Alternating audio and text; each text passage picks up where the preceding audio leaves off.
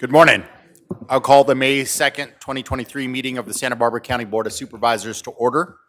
Madam Clerk, please call the roll. Supervisor Lavanino. Here. Supervisor Hartman. Here. Supervisor Capps. Here. Supervisor Nelson. Here. And Chair Williams. Here. This time, please stand and join us in the Pledge of Allegiance. Ready, begin. I pledge allegiance to the flag of the United States of America and to the republic for which it stands, one nation, under God, indivisible, with liberty and justice for all. Next item of business is the approval of the minutes from the April 4th, April 6th, and April 18th, 19th, and 21st budget workshops. Chair, Yes. I didn't get a chance to review the last three in time, so if we could continue those to the next meeting, but I'd be happy to make a motion to approve the first, The 4th and the 6th. fourth and the sixth, and then continue the budget workshops to next week's May 9th meeting. Okay. If that, Can I get a motion on the 4th and the 6th? So moved. Second. All those in favor, please say aye. Aye. Opposed? And a motion to continue the minutes for the 18th, 19th, and 21st. So moved. Second. All those in favor, please say aye. Aye. Aye. Opposed? The minutes are continued. CEO's report. No report this morning, Chair Williams. And announcements from the clerk. Chair Williams and members of the board, I do have a couple announcements this morning. We posted an addendum on Friday, April 28th, amending today's closed session agenda. The closed session agenda was amended to remove a closed session agenda item under conference with labor negotiators, subdivision A of Government Code Section 54957.6, Employee Organization, Santa Barbara County Sheriff's Association, agency designated representatives, County CEO Mona Miyasato, and HR Director Maria Elena de Guevara. This addendum was posted online and made available to the board and the public. In addition, we received a request from the department to continue administrative item number 4 to the May 16th Board of Supervisors meeting. Administrative item number 4 is from the Behavioral Wellness Department. It is to consider recommendations regarding the Behavioral Wellness Idea Engineering, Inc. agreement for fiscal years 2022 through 2024. And again, the department is requesting a continuance of this item to the May 16th agenda. This continuation request has been posted online and made available to the board and the public. And lastly, for the Board of Supervisors methods of public participation and to provide public comment on general public comment or an item on the board's agenda, please see page 2 of the agenda. Individuals that would like to provide verbal public comment may do so via Zoom by registering in advance via the link available on page 2. If you have any questions, please contact the clerk of the board's office at area code 805-568-2240. Again, that's 805-568-2240. And that concludes my announcements for today. Would any board members like to pull any items from the administrative agenda? Seeing none, there is a member of the public who wishes to pull A17. So let's read A17. First, let's take the motion on the balance of the consent agenda so that staffers can get back to work. Yes, and Chair Williams, members of the board, just for clarification, we do have requests from the public on A17 and A33. But A33 is a resolution, so we will take it during the resolutions. I'll move the balance of the agenda except for A17, and that includes the continuance of A4. Thank you. Is there a second? Second. All those in favor, please say aye. Aye. Aye. Opposed? Now A17. Chair Williams and members of the board, administrative item number 17 is from the Public Works Department. It is to consider recommendations regarding an agreement with Aragman Corporation for compost hauling and marketing. This is in the 3rd District. And we do have one request to speak from the public, and we are going to Zoom with Andy Caldwell. Andy?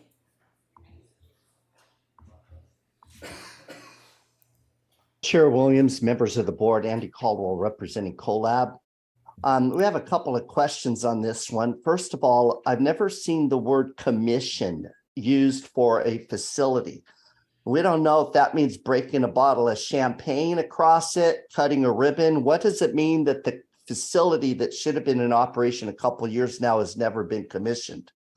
Number two, what is wrong with the product that you can't distribute the product within the county to whoever your marketing plan says is going to be your customer? Now, this is something we asked when you were building this. I have no idea whether an anaerobic digester works. That's beyond my pay grade, but I do know something about compost. And we've always questioned, where's the market in the South County, which is fully developed and doesn't have a bunch of open ag fields? Where is the market for this much compost? So what's wrong with the product, and why isn't it going to your regular product, your regular market? The final question is a big one, especially for those of you that are all in for going all electric. Your business plan supposedly says you would use CNG powered trucks, not diesel, but you're going to be using diesel. We want to know why, but more importantly, why aren't you going all electric? This is an opportunity. You have a new trucking project here. The county, we haven't seen you buy too many heavy duty electric vehicles. And of course, Gavin Newsom wants all trucks in the state, long haul trucks in the state of California to go electric. What are you waiting for? So again, what does it mean to be commissioned? What's wrong with the product that you can't just disperse it according to your regular marketing plan? And why aren't you going with electric vehicles to haul this stuff down to Ventura County? Thank you. And that concludes public comment on this item. Mr. Nelson. Yes, thank you, Chair Williams. I think the first two questions were probably questions that staff might be able to answer. I'm not sure the third one is more of a policy question that I think the board will have to wrestle with in the future. But I think the first two might help inform the public. I know the board has been briefed in our individual sessions with Public Works about some of the issues that are going on in Tehigas, but it might help the public with that public comment to hear what commissioning is and what's going on with the compost there at the Tehigas fill. Chair Williams, member of the board. Yes, commissioning typically means that you've passed several acceptance tests. To date, he's been operating under what's called limited operations because he's actually constructed the facilities. He's passed 2 acceptance tests. 1 is pending, and we're working with them for the other 6. The market originally and still is intended to go to local avocado growers. Agriman happens to be the operator of the compost facility, and material that can't be marketed at this time is planned to go to their facility in Ventura for additional blending to make it marketable. Those products could come back to Santa Barbara County. That facility is equidistant approximately from the other facilities that are in our county, and certainly could be reevaluated, but to date we haven't had the interest. Thank you, Mr. Wilder. I think that's helpful for the questions. I'm good with moving forward with this contract, and I'll make the motion to approve item A17. I'll second. And I do think it's a point well taken on the trucks. While the availability of electrics for this heavy duty is pretty sparse at this time, it's something to look forward into in the future. And in the meantime, when we have opportunities to use the CNG trucks, which some fleets have already converted to, that we should avail ourselves. But I'll be supporting the motion. There's a motion and a second on A17. All those in favor say aye. Aye. Aye. Opposed? Great. Now, we'll go to the first resolution on A33. Chair Williams and members of the board, administrative item number 33 is sponsored by Supervisor Williams. It is to adopt a resolution proclaiming the week of April 15th, 2023 through April 22nd, 2023 as Santa Barbara Dark Sky Week in Santa Barbara County. And joining us in person today, we have Barbara Greenleaf. And if you can please come to the podium. And I'll go ahead and read the resolution into the record. Whereas the aesthetic beauty and wonder of a natural night sky is a shared heritage of all humankind. And whereas the experience of standing beneath a starry night sky inspires wonder, encourages interest in science and nature, and attracts visitors to the region. And whereas light pollution has scientifically established consequences which are detrimental to the economy, ecosystem, and human health of our community. And whereas Santa Barbara is home to diverse species of nocturnal wildlife, and these species rely on undisturbed night environments to hunt, mate, and thrive. And whereas 80% of the world's population, including many people in Santa Barbara County, live under a dome of light pollution, excessive artificial lighting at night that disrupts natural darkness, and may never experience the visual wonder and ecological and health benefits of living under a dark sky. And whereas a stated objective of the City of Santa Barbara outdoor lighting and streetlight design guidelines is to acknowledge the objectives of the International Dark Sky Association and strive to preserve and restore view of the night sky.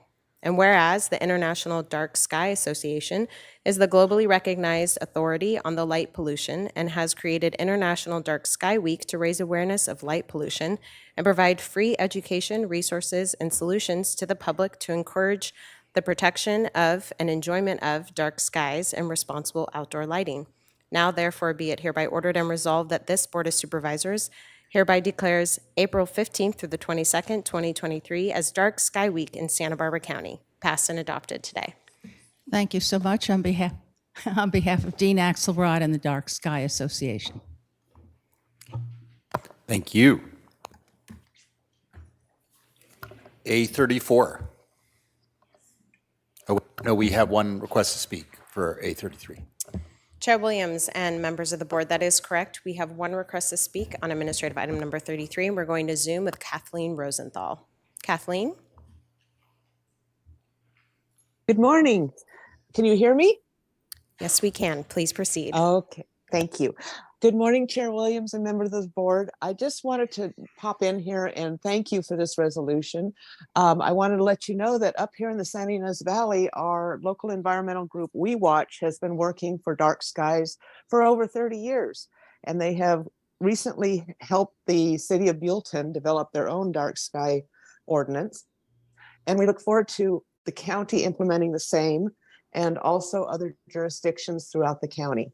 But I just wanted to mention their work and let you know that we are wholeheartedly behind this resolution and we appreciate your recognition. Thank you very much. Thank you. A34. Chair Williams and members of the board, administrative item number 34 is sponsored by Supervisor Williams. It is to adopt a resolution proclaiming the week of April 24th, 2023 through April 30th, 2023 as Daniel Ellsberg Week in Santa Barbara County.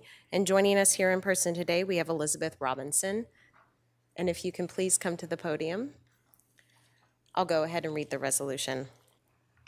Whereas Daniel Ellsberg, the Pentagon Papers whistleblower, has been an inspiring activist for peace since the early 1970s.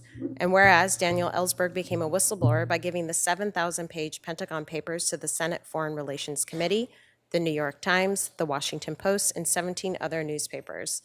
And whereas Ellsberg's subsequent trial on 12 felony counts posing a possible sentence of 115 years was dismissed in 1973 on grounds of governmental misconduct against him, leading to the convictions of several White House aides and figuring in the impeachment proceedings against President Nixon.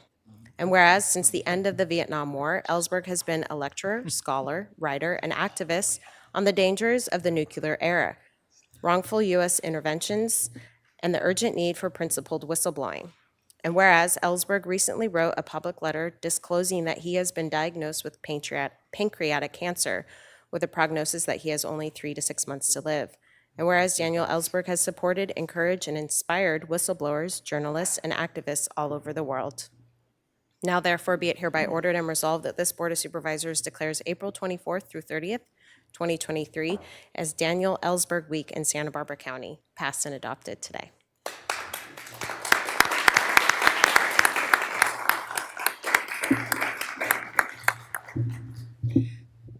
Thank you very much. There have been many times when this wouldn't have gone through here, but I really appreciate all of you and the support, and have to remember that whistleblowers sometimes are working in our service. So thank you very much.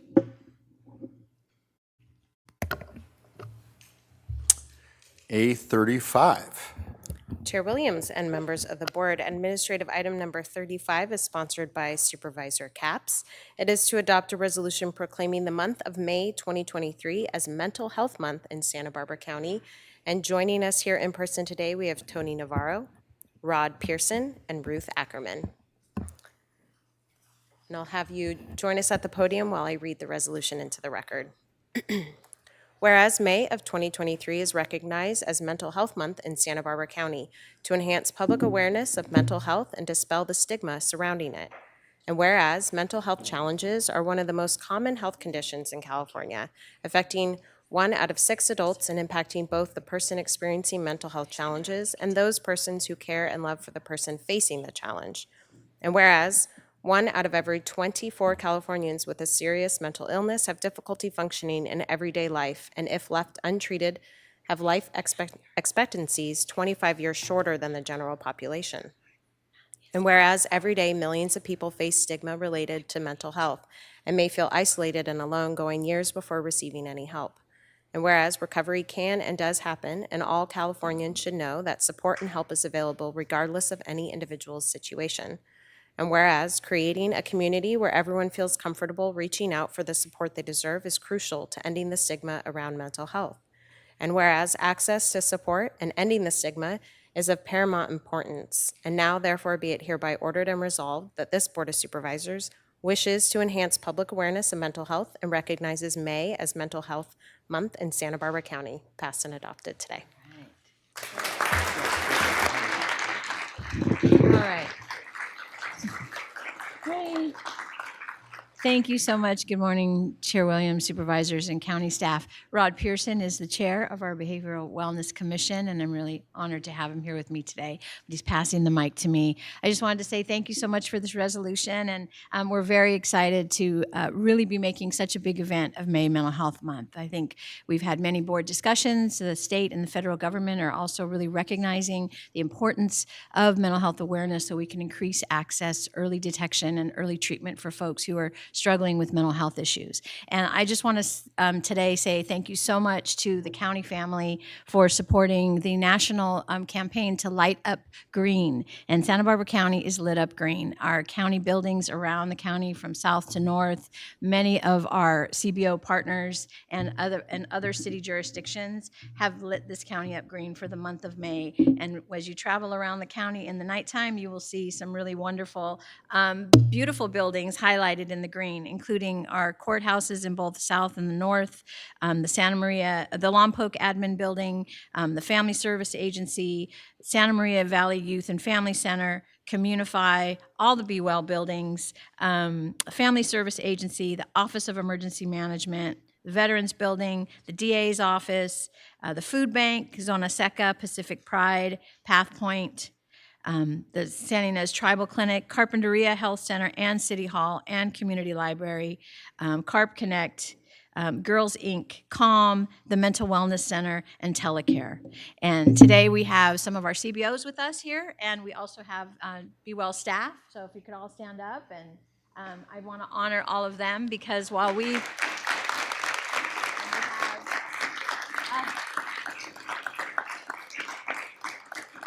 and of course, First Five, I forgot First Five, and I want to honor Wendy. You're going to be partnering this month as well. And Community Services Department is here as well. And I just want to say we don't do this alone. I get to stand before you and accept this proclamation for all of the system of care here in this county. We are so thankful for our partners today. We have Good Sam and Mental Wellness Center here with us. They really have helped us to create a system of care to take care of the county residents. I have lawn signs for each of you.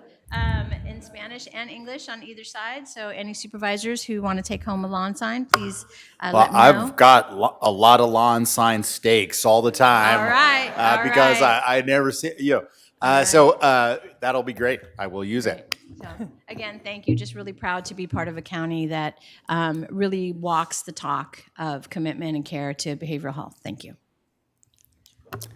Supervisor Capps. Just a quick note. Thank you, Director Navarro, and to your entire team. I believe the first week of this Mental Health Month is dedicated to children's mental health, and I just wanted to give a special acknowledgement to what our children have gone through during the pandemic and to all the caretakers. So many student leaders now have mental health groups on campuses. They get it. They're getting it increasingly, just the importance of destigmatizing this issue, and I just wanted to acknowledge children mental health this week especially. Thank you. And I also want to recognize Santa Barbara CC and UCSB. because Perfect. They've also joined the campaign. Excellent. Thank you. Excellent point, Supervisor Capps. The first step to addressing it is realizing the kids are not all right, and they've gone through a lot, and there's a lot of work to make sure that they're coming forward and getting the help they need. We have one request to speak, 8:35. Yes, Chair Williams and members of the board, we do have one request to speak on this item, and we are going to be here in person for E-Planet Thunderstriker. E-Planet? Thank you, Board. It's not a good day because I haven't had too much coffee. So the children, I guess we're going to start with that. So I just recently learned that they deal with like first-person shooter drills, and that's totally different than the 80s. I was going to comment, like 1 out of 6 people now are dealing with mental illness, and it's like, well, is society getting more psychotic? I mean, are we just breeding that way, or is there some other thing going on? And I feel like there's some other thing going on instead. I mentioned before, it's an art form, not a science. And what doesn't make sense is all of these not competent stand trials. I mean, where were these people like in the 80s or even in the 50s when people didn't lock their doors at night? What government should be doing, what's going on in Hollywood and stuff, that's part of the breakdown. And just with all these proclamations, it's like, well, with all the money, a lot of money, and it's like doubled in like 10 years. And it's just like, we're going down this path where we don't fix the problem. We don't address any truths going on in our society, in our government. People are going to have breakdowns. They're going to be dealing with some irrational things all around them and just medicating them. I mean, that just doesn't make sense. So I guess I want to say that for that in particular, hopefully there can be more analysis going on and less corruption. And that concludes public comment on this item. Let's go to administrative item 36. Chair Williams and members of the board, administrative item number 36 is sponsored by Supervisor Hartman. It is to adopt a resolution proclaiming the month of May 2023 as Wildfire Community Preparedness Month in Santa Barbara County. And joining us in person today, we have Fire Marshal Rob Hazard. I'll go ahead and read the resolution into the record. Whereas May has been declared Wildfire Community Preparedness Month in Santa Barbara County, and whereas the threat of wildfire is becoming increasingly prevalent and dangerous, posing greater risks to people and property than ever before, and whereas Santa Barbara County has a well-documented history of wildfire risk, which has increased in both probability and severity by long-term drought and climate change. And whereas residents in areas with the potential for wildfires can take proactive measures to reduce the risk of injury and property loss by maintaining defensible space around their homes, and proactive action by a single individual or entire neighborhood contributes to a safer, more resilient, and fire-adapted community. And whereas the Santa Barbara County Fire Department works closely with operational area partners to respond to and reduce the risk of wildland fires. Now, therefore, be it hereby ordered and resolved that this Board of Supervisors proclaims May 2023 as Wildfire Community Preparedness Month and encourages everyone to participate in fire prevention and preparedness activities at home, work, school, and all locations, marking the beginning of a year-long effort to improve wildfire awareness and safety, passed and adopted today.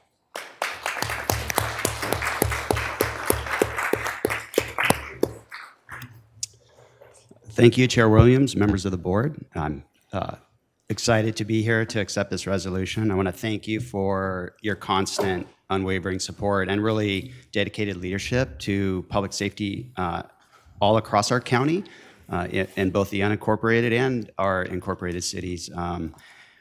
This county really is a model across the state for our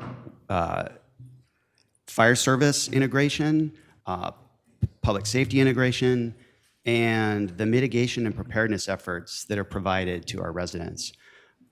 as we all see, we've had this incredible season of rain and this awesome green carpet of grass and wildflowers. Everyone's going up into the mountains and seeing this huge bloom that's happening. But we also are pretty aware that all of this vegetation will dry out and become flammable and hazardous.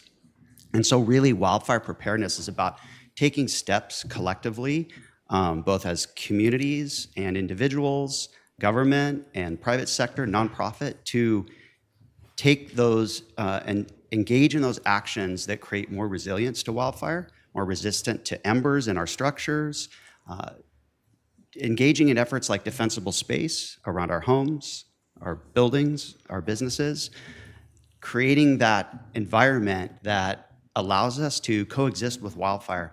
As we know, wildfire, it's ever present in our county. There's probably nobody in this room that hasn't had some kind of exposure to wildfire. And we also know that wildfire is part of the natural environment. It helps to regenerate our forests, and flora and fauna are adapted to it. It's really incumbent upon us to prepare for wildfire as an inevitable occurrence and take those actions that will really create an environment where wildfire is an accepted part of our life and doesn't become the emergency that it currently is. One of the best ways to do that is to educate ourselves, to educate our communities, our property owners, our residents about those steps they can take. An awesome group in town that can help with that is our local Santa Barbara County Fire Safe Council. I want to encourage everybody to go to their website and learn more about wildfire preparedness. They've engaged in many programs recently through grants from the federal government, state of California, and through local donations to assist communities with efforts like engaging in the Firewise USA program, engaging in community chipping programs, and relatively innovative efforts such as prescribed grazing across the Santa Barbara County South Coast, using livestock in areas that used to be ranch lands but now are overgrown with vegetation. The Santa Barbara County Fire Safe Council has a great website, sbfiresafecouncil.org. I encourage everyone to go there and learn about wildfire preparedness. Thank you.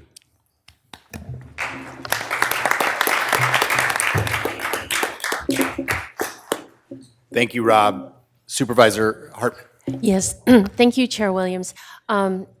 Chief Hazard and I serve on the board of the Fire Safe Council. For me, this was really important. I've been evacuated 3 times from where I live, and it creates tremendous anxiety when it's hot, dry, and windy. And so how do you deal with anxiety? Well, you educate yourself, figure out what you can do, and start doing it. And so I joined the Fire Safe Council board, and I can't tell you how great their website is.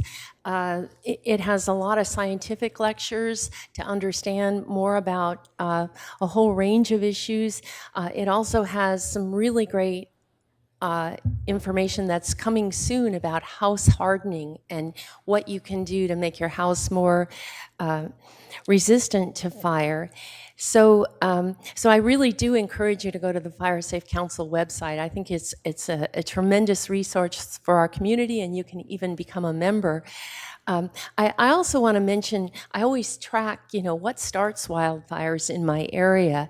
And welding has started a major fire. Target shooting has a tractor tire repair.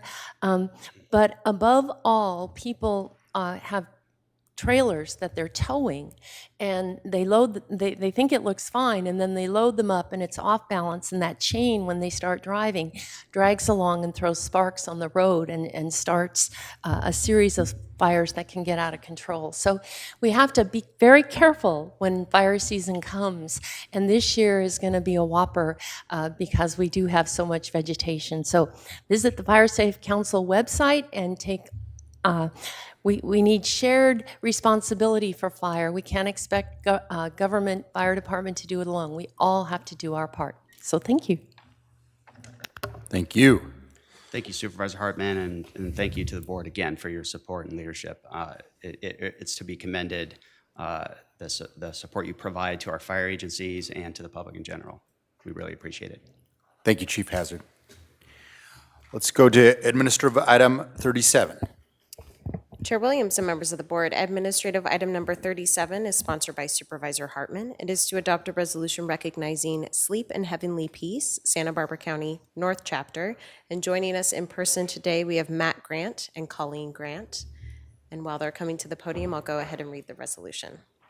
Whereas in late 2021, Colleen Grant first heard about the nonprofit organization Sleep in Heavenly Peace on the radio, which builds beds for children in need and has the simple mission that no child sleeps on the floor in our town. And whereas Sleep in Heavenly Peace believes that all children deserve a safe, clean, and comfortable place to lay their heads, and this basic need serves children's physical, emotional, and mental well-being. And whereas, upon hearing this call to action, Colleen reflected back to when we taught preschool and of the many students who slept on mattresses on the floor or in shared beds at home.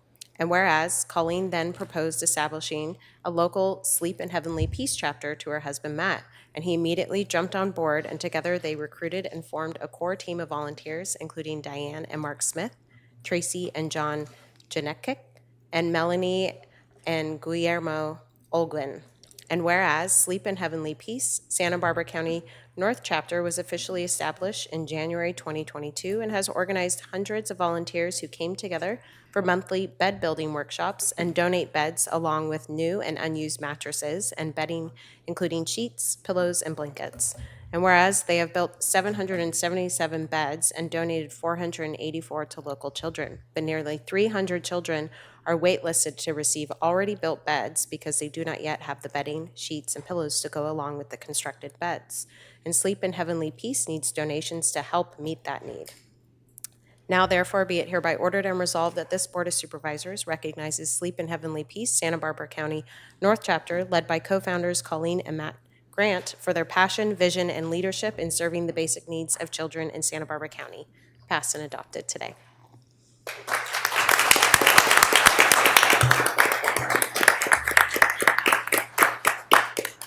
Chairman Williams and members of the board, we are so honored to be here today. Supervisor Hartman, I'm normally covered in sawdust when I see you, but today I cleaned up a little bit. For those that don't know, there's an estimated 8,000 to 12,000 children in North County alone that don't have a bed of their own. The need is real and it's huge, and we are trying to make a small dent in that. Our obvious mission is to provide beds to children that don't have them. The secondary, probably equally important mission is to bring the community that's often fragmented together. And we have policymakers, we have leaders of the community, we have bed recipients working side by side for a common goal. And we love that. If the public would like more information on us, they can go to our website, shpbeds.org. And we are in the North Santa Barbara County. You'll find my chapter there. We'll also be at Cold Coast Brewing Company this Sunday from 5 to 7. It's a family-friendly event. Bring your family and meet our staff and talk to us. And the need is real. It's everywhere. Our next public bed build is going to be, what is the date? June 3rd. June 3rd at First United Methodist Church in Lompoc. And we'd love to have whoever would like to come out. No experience necessary. We'll put you to work no matter where you're at. So thank you so much. And one question, and for Colleen, what's it like when you go and deliver one of these beds?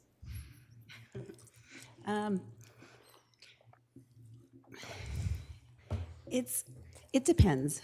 Sometimes it's very emotional. Sometimes it's a lot of fun.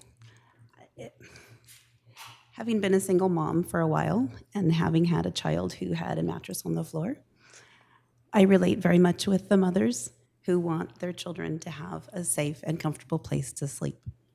It isn't just about getting the kids a bed or about bringing the communities together. It really is about the families as well. Thank you. And if Chair Williams, could I add a little bit?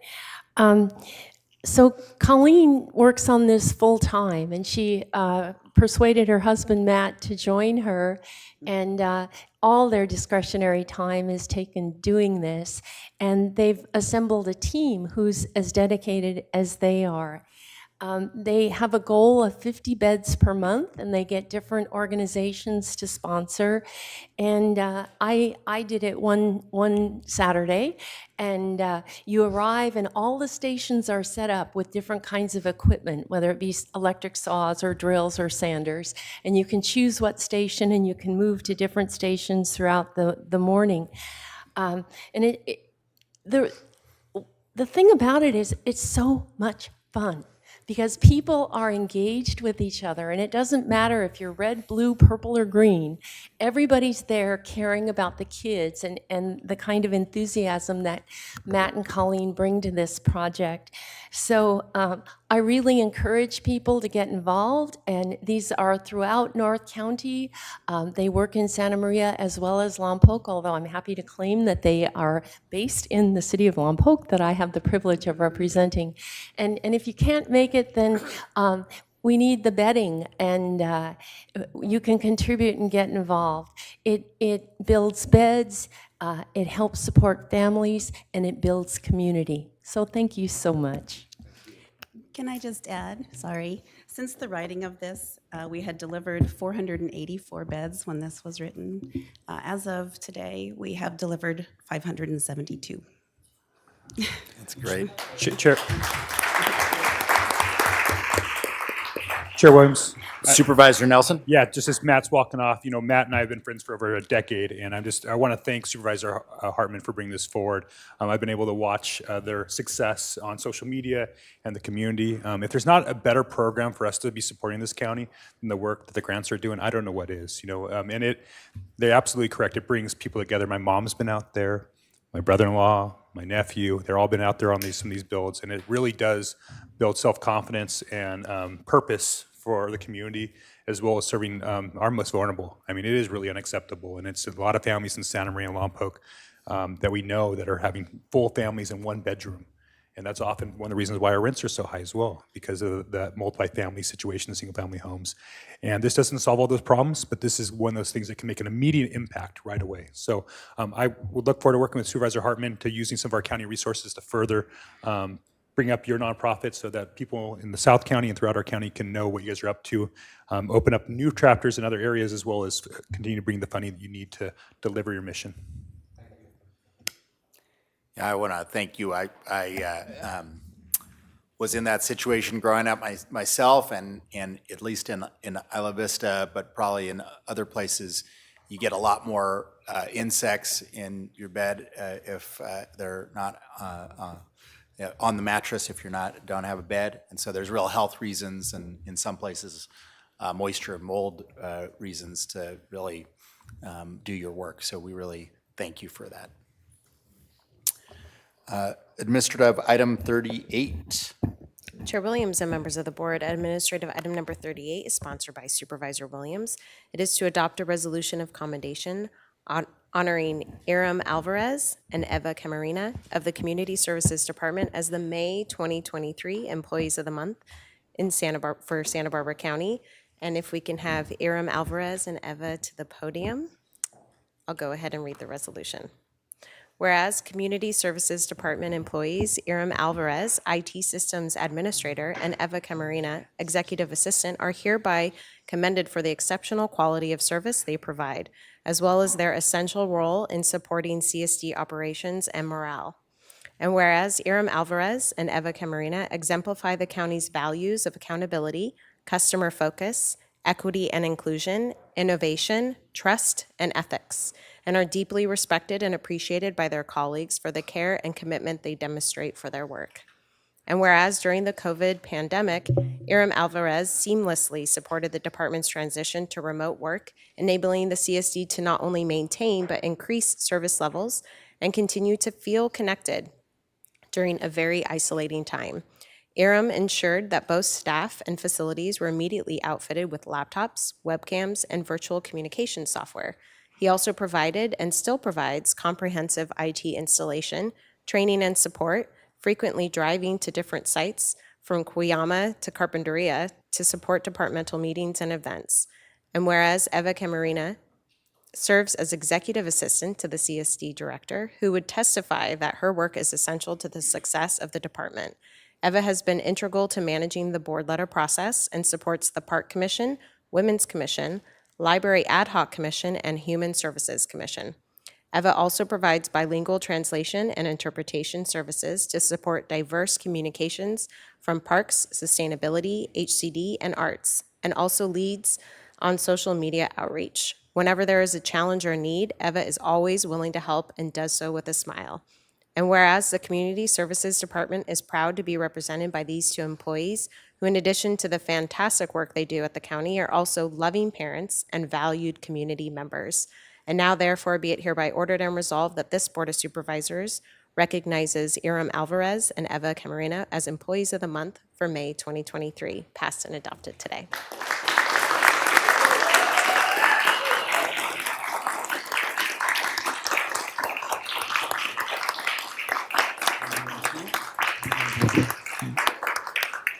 Thank you, Chair Williams, members of the board.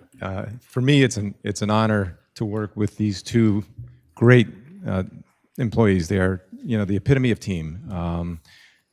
I think they are kind of the glue for the efficiency, of the department. Without Iram and without Eva, Eva crosses boundaries to help all of the divisions without ever.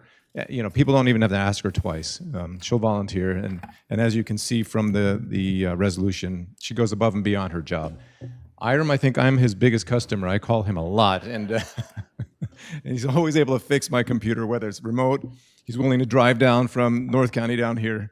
So it really is. It's an honor and pleasure. I think a lot of county employees are like this, but these are exemplary employees, and as you can see, everyone from CSD, all the divisions are here to support them.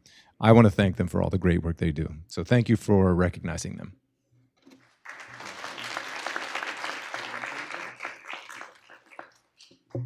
That's it? Okay. Thank you. Creating more efficiency every day. Now is the time for general public comment. How many requests to speak do we have? Chair Williams and members of the board, we have 9 requests to speak on general public comment. We will we have a bunch of items, so we will see if you guys can keep to 2 minutes each. We will begin in Santa Barbara with E-Planet's Thunder Striker, to be followed by Eli Rizlenjani. E-Planet?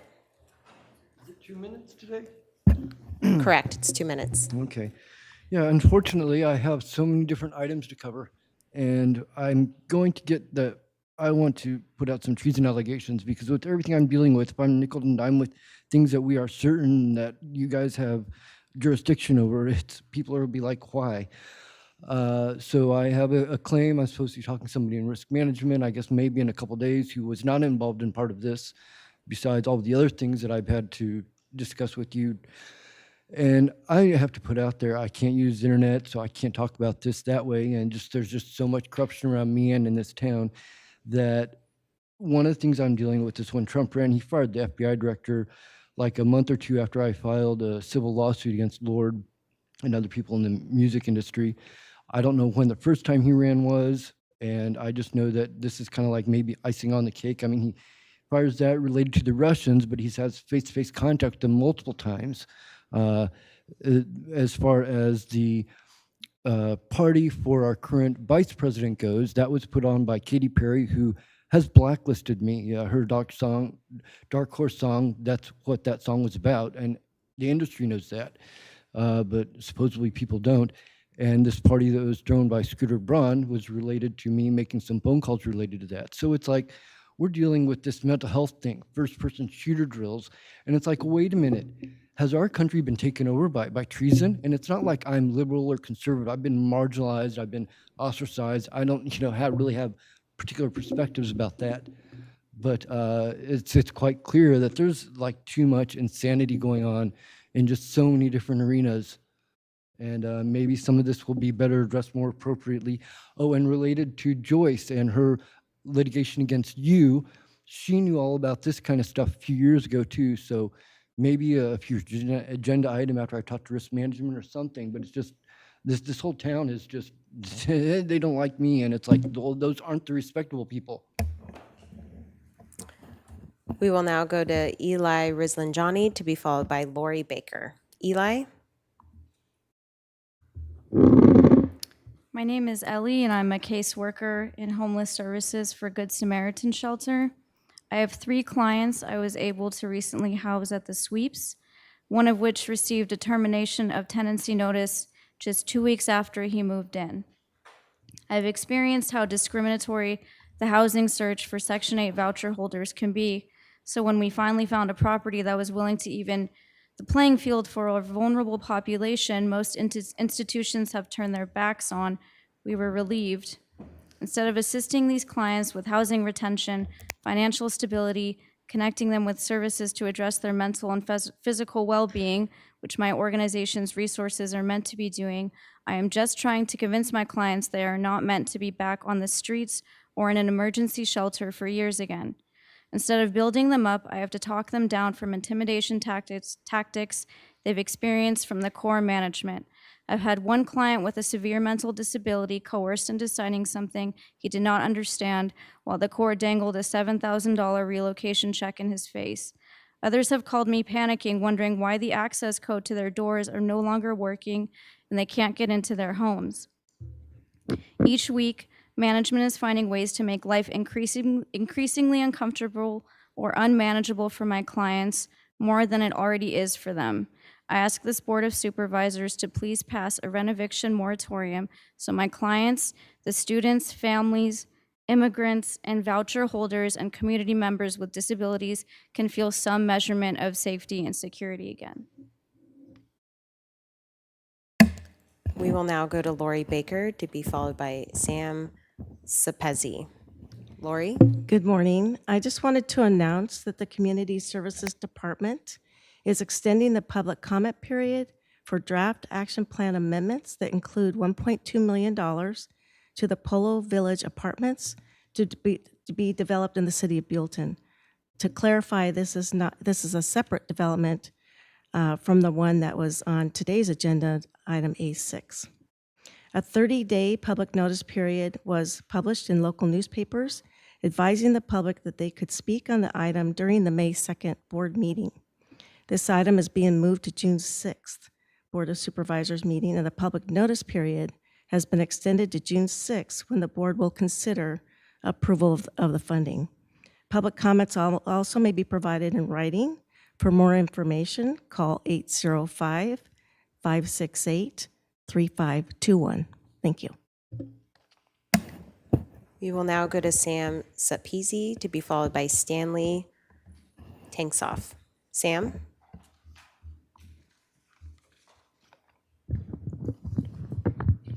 Hello again, my name is Sam Sapezi and I'm a tenant at CBC in the Sweeps. We're so grateful that you passed the recent ordinance to require that landlords obtain permits before evicting tenants in order to renovate.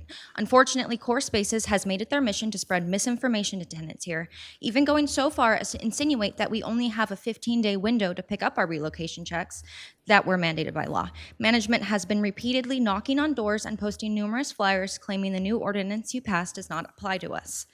After we tried to explain that the current eviction notices were invalid, a notice from their lawyer, Lacey Taylor, went out to every tenant saying, quote unquote, "This information is incorrect and may jeopardize your right to relocation assistance, and you may incur further damages." People are confused and intimidated by the horrible, misleading information being spread by Lacey Taylor and Core Spaces. I'm here again to ask for tenant protections. Our complex at CBC in the Sweeps are 4 separate buildings with many vacant units. Core Spaces has decided that we must all move out in 60 days from the eviction notice or at the date that our leases end. Why aren't there laws in place to protect us further? If they want to renovate, they should be required to relocate us to any one of the 4 buildings, as they've already planned for some tenants who have leases ending in January. You can pass legislation to protect us further. You've heard so many of our stories, and I'm sure if all 1,000 of us could be here, those residents would voice the same concerns. Your hands are not tied. Pass legislation to further protect the citizens of Santa Barbara County. We need you to act before Core Spaces makes us homeless. Please pass a rent-eviction moratorium now. Thank you. Our next speaker is Stanley Tsankov, to be followed by Anaya Kepper. Stanley?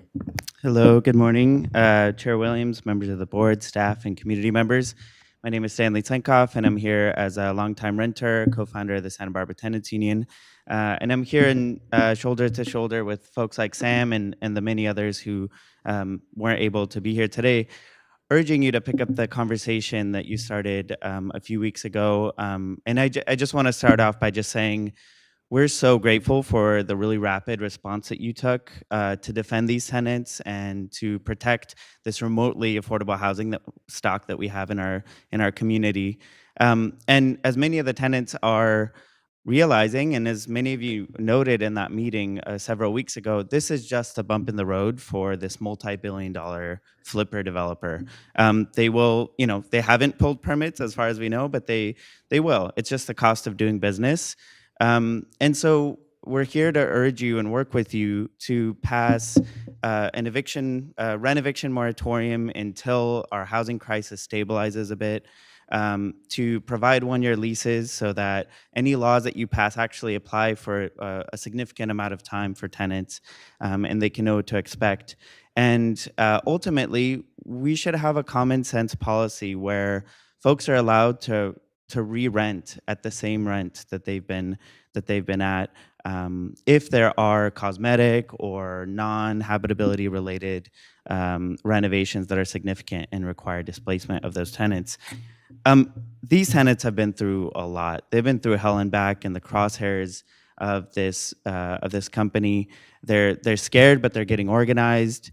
They are being intimidated and given incredible misinformation by their property manager, the authority figure that are the professionals that should know better. And I suspect that they do. It's very convenient for this company to say that the law that you all passed does not apply to those tenants because tenants are scared and they're self-evicting. And so I urge you to consider these policies. They're best practices in other places.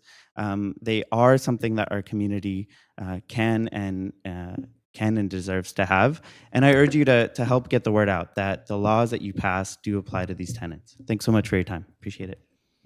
We will now go to Anaya Kepper, to be followed by Nadia Abushanab. Anaya? Hi, my name's Ananya Kepper. I've been here before, and I just want to kind of echo Stanley and Sam's gratitude at the urgency ordinance that you passed so quickly and so decisively. Unfortunately, we are in a situation where the Goliath Company is going out of their way to spread willful misinformation. They're smart. They know what they're doing. They know that they're giving us information that is terrifying and incorrect. And they're putting us in a position where our neighbors are worried about dings to their credit. They're worried about losing their legally required relocation checks.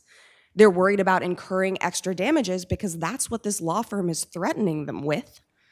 And they're not listening to their neighbors like us because, I don't have a law degree, right? I'm just keeping on top of things, right? I'm just doing my best like everybody else. Whereas they have this high-priced PR firm that's spreading misinformation. They have this community lawyer that's spreading misinformation. They have multiple billions of dollars at their disposal to throw at this problem, and I have maybe 4 hours a week. So we need your help. We need a rent eviction moratorium. We need these no-fault evictions to just not be on the table until Santa Barbara becomes more open and there become more available places to rent at a reasonable amount.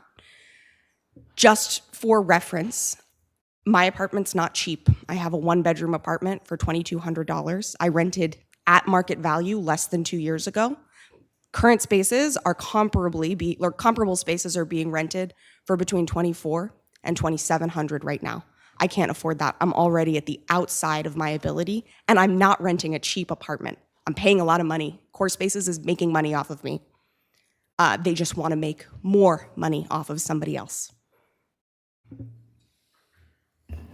We will now go to Nadia Abushanab, to be followed by Max Golding. Nadia? Hi, good morning, Chair Williams and supervisors. My name is Nadia Abushanab, and I'm with the Santa Barbara County Action Network, and I'm also a tenant in the 1st District. And I'm here to thank you again for your swift action strengthening the just cause protections last month. This was a good and necessary step, not only for these tenants, but tenants in the future. But it is insufficient. And as you all noted, the law will create a speed bump for core spaces, but it will not stop them. And it will not stop affordable housing across the South Coast from being converted and lost. Regardless of what happens to the tenants that are affected today, even if they get successfully bought out of their contracts for $7,000, $15,000, $30,000, whatever it is, or if they're offered a new unit to move into, there will be 264 naturally affordable units lost on the South Coast forever. So I urge you to pass a moratorium on substantial remodel renovations until the vacancy rate rises to a reasonable level, or to strengthen the just cause ordinance further to guarantee tenants a right to return at the same rate once the renovations are complete, and housing to stay in while the renovations are taking place. And I also echo what Stanley was saying about the one-year lease law.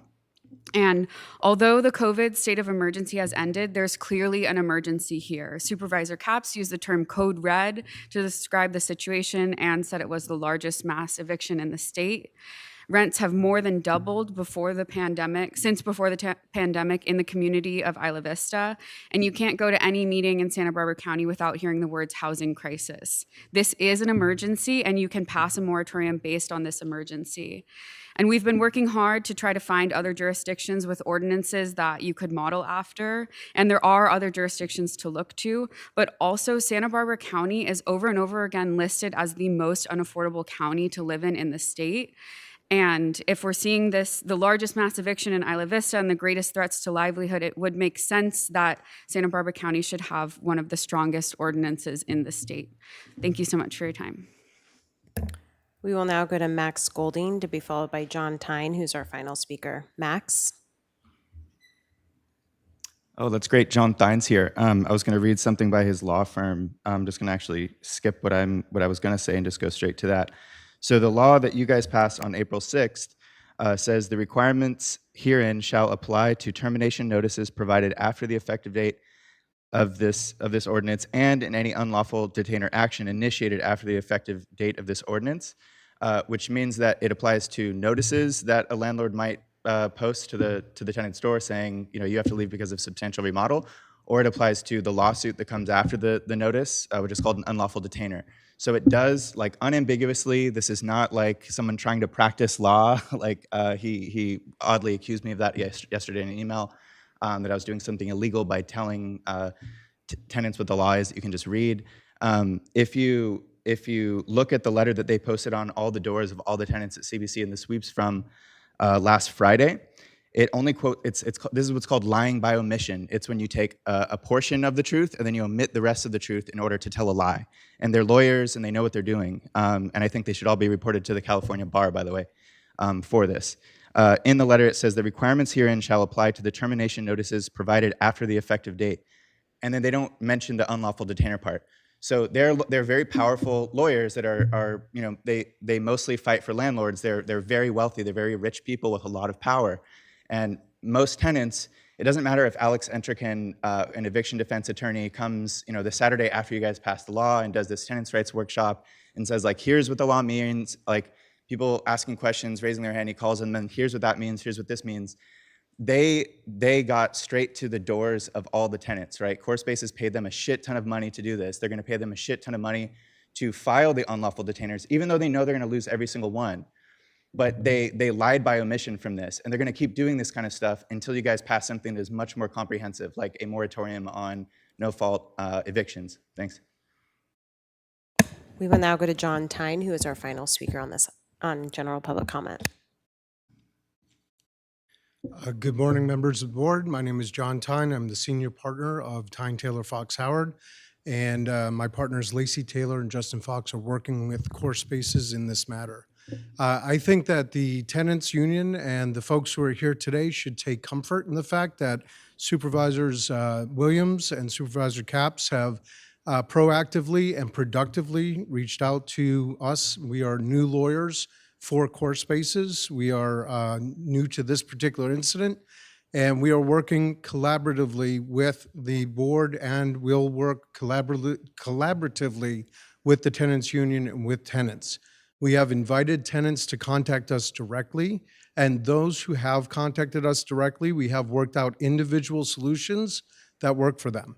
And so we will continue to do that. We are changing the manner in which this matter has been handled thus far, and we encourage more communication and more collaboration. We do ask you to stay any additional legislative acts until we can work things out with the tenants, and I appreciate your time. Thank you. Supervisor Capps.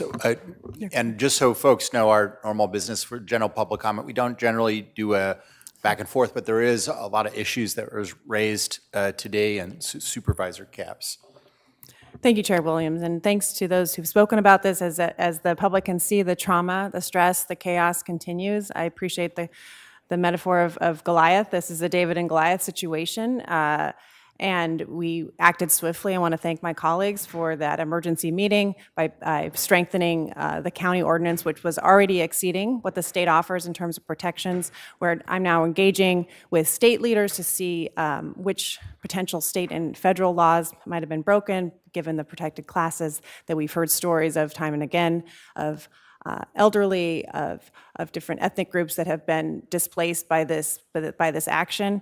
I believe firmly, having been out there many, many times, how big this is. This is an entire city block. It's not just one building. That these renovations that apparently need to happen can happen by moving people who are committed to staying, and I commend those who are committed to staying while those renovations happen. That seems very logical, and keep people where they need to live, given, again, we have a 1% vacancy rate. The moratorium has been asked. I appreciate your organization, your advocacy. I was hoping that our counselor could address what steps would need to be taken for that action, if possible. County Council.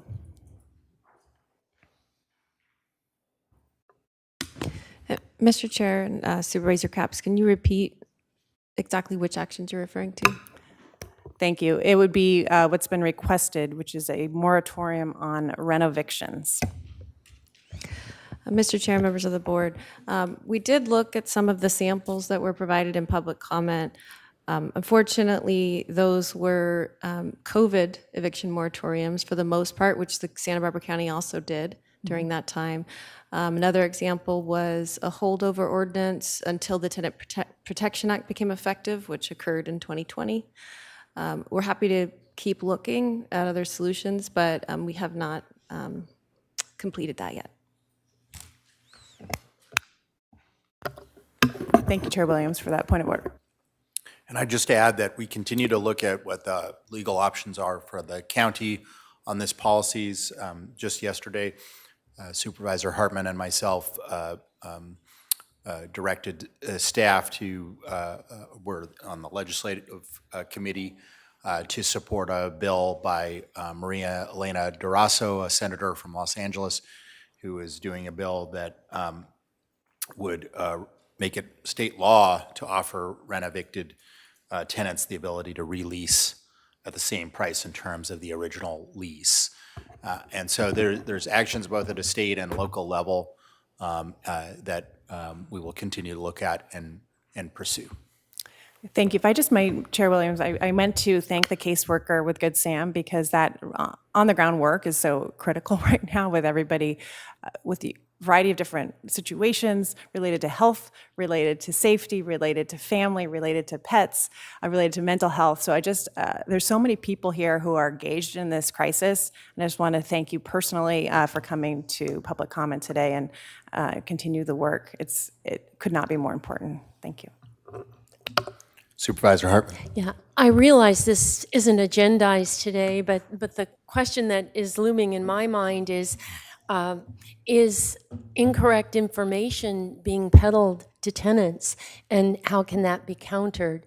And I'm not sure how to raise that in an appropriate context, but that's an important question I'd like to have answered. Thank you. We'll proceed now to departmental item number 1. Chair Williams and members of the board, departmental item number 1 is a hearing to consider recommendations regarding an extra help service and retirement waiver for the Public Works Department.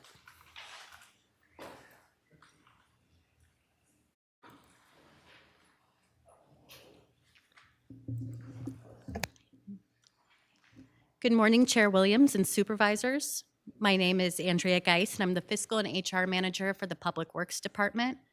We are requesting that your board consider approving an extra help retirement waiver that would allow us to rehire Leslie Wells, the former Deputy Director of the Resource Recovery and Waste Management Division, before 6 months have passed from her retirement date. Ms. Wells retired in March of this year, and we currently have numerous interim positions in our department right now, interim management positions. We have identified 2 internal candidates who are well qualified to succeed Ms. Wells. Ms. Wells provided us with several months' notice of her retirement, and we started a rotation program for these 2 candidates so that they could get experience rotating through an interim deputy director position. We started this rotation in January to maximize our time with Ms. Wells so that she could focus on training her future successors prior to her retirement. The second rotator's temporary appointment will end in August. By bringing Ms. Wells back now instead of after her 6-month wait period has passed, it will allow us to utilize her historical perspective, which will be crucial for the rotation, and also in the months after the rotation when her permanent replacement is selected. Ms. Wells was Deputy Director of the division for over 4 years, and prior to that, she was a key part of the management team for 20 years. So her knowledge and experience is extensive and would be of great benefit to our staff. We anticipate that if approved, her extra help appointment would last no longer than the end of this calendar year. Thank you for your consideration of our request. Questions from the board? Supervisor Nelson. Yeah, I don't know if this question is necessarily for Ms. Geis, which excellent presentation. But instead of bringing some of these employees back as former employees back as employees, I was kind of musing in our office whether it might be more appropriate to bring them back as some type of contractors instead of employees in the future. And I don't know if that's been considered. They obviously have some specialized talent and information that really has value. And I wouldn't fault anybody for being able to do some kind of consulting work in the future for the county. And I didn't know if that differed on coming back after 6 months as a consultant versus an employee. Maybe there's a question for HR or for county council or CEO. Something I would be, because we're having a lot of these, and I do appreciate the Public Works Department not jumping to the very next meeting after retirement to do this. That's well appreciated, but I'm also trying to find a solution so that we can limit these in the future. So this might be a pathway that I'm curious about. Supervisor Nelson, through the chair, it's a good question, and the answer is it depends, and it really depends on, are they an independent contractor? Do they follow IRS rules as far as having true independence, meaning they're not being directed by the director or other ones otherwise? So we will look at all of that, and when we bring employees back, we do look at that. Are they really an independent contractor per IRS rules, or are they going to be under the direction of the department? And having said that, there are still some complexities regarding our retirement law and our SB SERS rules, and so recently they've enforced and put in some other rules that we'll be following about time limits, and from their perspective, it may not matter whether they are contractors or not, so we're still working through that. But we appreciate it, and I believe there is, as you said, there is expertise when we have employees leave us that we need in the county, and finding out the best way to employ them and use that expertise to the benefit of our taxpayers and our county is important. Thank you. Any comments, questions? Is there any public comment on this item? Chair Williams and members of the board, we have no requests to speak on this item. Can I get a motion? Move approval. A second? Second. Second. All those in favor, please say aye. Aye. Opposed? Nay. Thank you. Thank you. I think that's 4-1. Departmental item number 2. Chair Williams and members of the board, departmental item number 2 is from First 5 Santa Barbara County Children and Families Commission. It is a hearing to consider recommendations regarding an extra help service and retirement waiver for the First 5 Santa Barbara Children and Families Commission. Good morning. Good morning, Chair Williams and members of the board. Wendy Sims Moulton, my first five. Asking for authorization and approval of first five for me to appoint a retired employee, Suzanne Hayes, as an extra help employee to assist with the technical assistance and support for the incoming first five fiscal analysts, of which we are in recruitment right now. And her time is not to exceed 100 hours of annual service with effective date, hopefully with approval today. Ms. Hayes retired as of March 31st with over 11 years of service. Her primary assignment, including managing the daily fiscal operations, ensuring compliance with state regulatory offices, and the primary coordination of two key functions within First Five, the budget and audit process preparation. Ms. Hayes will provide key technical assistance and guidance during this transition to ensure continuity of the fiscal operations. And due to a recruitment process, we had planned, realizing that she was going to leave and know how complex the duties are with First Five, we had planned 6 months ahead of time. In fact, it's in our budget for 22-23, but due to whatever not being able to have two positions to be able to do it, learning that later down the line, thus me before you today, asking for this approval for the extended of her time. So we asked for approval to appoint her for not to exceed 100 hours, and then we'll hopefully have our recruitment in place during that time. Is there any public comment on this item? Chair Williams and members of the board, we have no request to speak from the public on this item. Comments, questions? Can I get a motion? Move approval. I'll second. All those in favor, please say aye. Aye. Opposed? Nay. 4-1. Thank you. Thank you. Go to departmental item number 3. Chair Williams and members of the board, departmental item number 3 is from the Human Resources Department. It is a hearing to consider recommendations regarding an amendment to the ordinance setting compensation and benefits for members of the Santa Barbara County Board of Supervisors. Good morning, Chair Williams and members of the board. I am here today to introduce the first reading of an ordinance to amend the current county ordinance number 15119, which sets compensation and benefits for members of the Board of Supervisors. The HR department is recommending the following changes. Increase the maximum increase from 3% to 5%, which is tied to CPIU. Adjust the timing of future increases to be effective in the pay period in which October 1 falls instead of pay period 1, which is the same timing as elected department heads will receive their salary increases. Memorializing the increase, which will be effective on September 18th, 2023. And continue to provide the same benefits elected department heads receive, such as county contributions for health and dental insurance, automobile allowance, and life insurance. And continue to provide for future adjustments to board member compensation.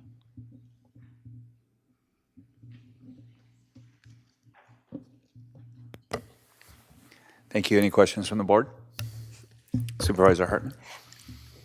I did have a question. This caught my eye. Compared to similar counties, the Santa Barbara County Board of Supervisor salaries are 30% below the market median and the market average. So I just wondered what kind of research, when you did that research, and was that our benchmark counties, or just wanted a little more background on that statistic? Yes, Supervisor, through the chair. So I did do some surveys on the comparable counties that are currently listed in our management plan, which we know you are not part of the management plan, but so that there's consistency in the counties that were surveyed, and compared to those other board members, your salaries are significantly behind them. Any other questions? Supervisor Lavernia. If there's no other discussion, I'll move the item. Oh, is there one one comment? Sorry. Chair Williams and One members of the request. board, I just wanted to note for the record, we didn't have any requests to speak on this item. So, Mr. Lavernia, you made the motion. Is there a second? I'll second. And, I'll just say, for since we don't all over disclose, and I tend to be the one that does, but, in the first district, being one of the places with the highest rents and home prices, I would basically not be able to afford to do this job if my wife basically wasn't heavily subsidizing, this effort. She locks herself up in the what my kids call the cave for her consulting and her clinical work. And that's probably not a strategy that we want to rely on the future for how we get people to serve, right? If we want to have people with expertise and experience, we can't rely on whoever that future supervisor is to have like a Sauker Tanta, taking care of all the bills in order to so you want to have a supervisor that can actually make rent or a mortgage in the first district. And so I think this is just sort of a move to how the institution can function in the future. Mr. Chair, Mr. Lavadino. Yeah, I would just say that I think 99% of the people out there, the households, are feeling the same way as you. Like, That's right. I don't know anywhere you can live in this county where one person's salary basically pays the rent or the mortgage. So, yeah, I'm also looking at this as I think if you look at city councils across the county, I think they're even in a more dire circumstance where, I know like in the city of Santa Maria, I think they're paying people like $1,000 a month. They're making 12, and then you get, I'm not gonna say you get what you pay for, but you get how much time is that person gonna really be invested? If and it's nice that people do it and then consider it a service, but these jobs do take up a much larger than 40 hours a week, I would say, especially when you talk about weekends and nighttime. So, yeah, I've been through the salary survey. We're way under any other county. I have no problem moving forward with this. Supervisor Hartman. I just wanted to underscore, this is far more than a full-time job. If you do it correctly. I did have somebody tell me this would be the easiest job you ever had, and I said, yeah, if you don't do it, it's pretty easy. Supervisor Capps. I'll just add the point that we want these jobs to be filled not by people who are independently wealthy or retired, but actually, raising kids and in the mix of the kind of work that we're doing. So I just see that also on the school board, which pays almost nothing and yet is so time intensive, and yet we have all these high expectations. So I'm happy to move this forward and just really want our government to be more reflective of the people that we are serving. Okay, we have a motion and a second. All those in favor, please say aye. Aye. Opposed? No. We will go on to departmental item number 4. Good morning, Chair Williams and members of the Board of Supervisors. My name is Marty Wilder, the Interim Deputy Director for the Resource Recovery and Waste Management Division in the Public Works Department. This action before you today is to consider modifications to Chapter 17 of the County Code to allow for one or more haulers for trash in the unincorporated area of the county. I'm going to introduce Leslie. Marty? Yes. The clerk just needs to read it into the record, so just hold on. Thank you. Chair Williams, members of the board, thank you. Departmental item number 4 is from the Public Works Department. It is a hearing to consider recommendations regarding an ordinance amending Chapter 17, Solid Waste Services of the County Code regarding minimum number of franchised haulers in the unincorporated area. Thank you. Thank you. Leslie Wells, manager of the Collections, Materials, and Management section, is here to run through the PowerPoint for the modifications to the County Code Chapter 17. Thank you. Thank you, Marty. I'm Leslie Robinson. But there have been two Leslies for a long time. No worries. Thanks, Marty. Good morning, Chair Williams, members of the board. Thank you so much. Marty, you're not going to live this down today.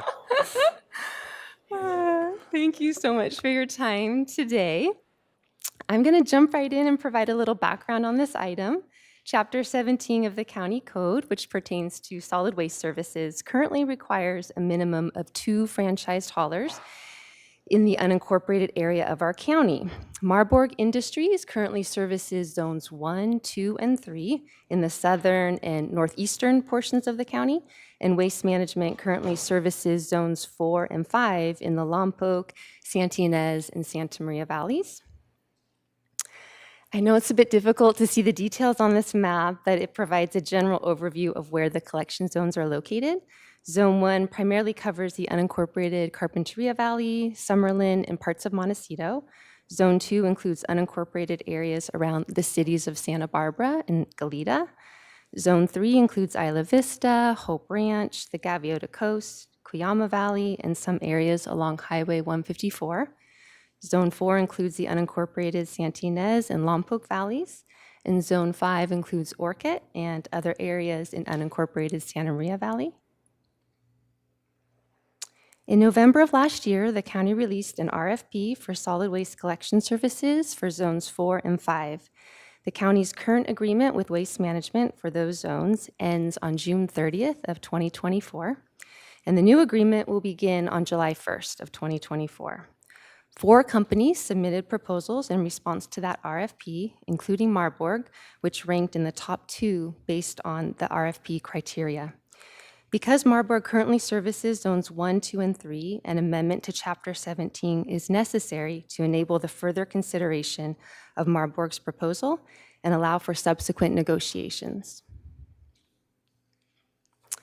The proposed amended text for Section 17-29C1 reads as follows. It shall be the policy of the County of Santa Barbara that a minimum number of collectors is not required to provide regular solid waste handling services within the unincorporated area of the county, and the board shall have the discretion to award franchise agreements for all zones to one single collector or multiple collectors.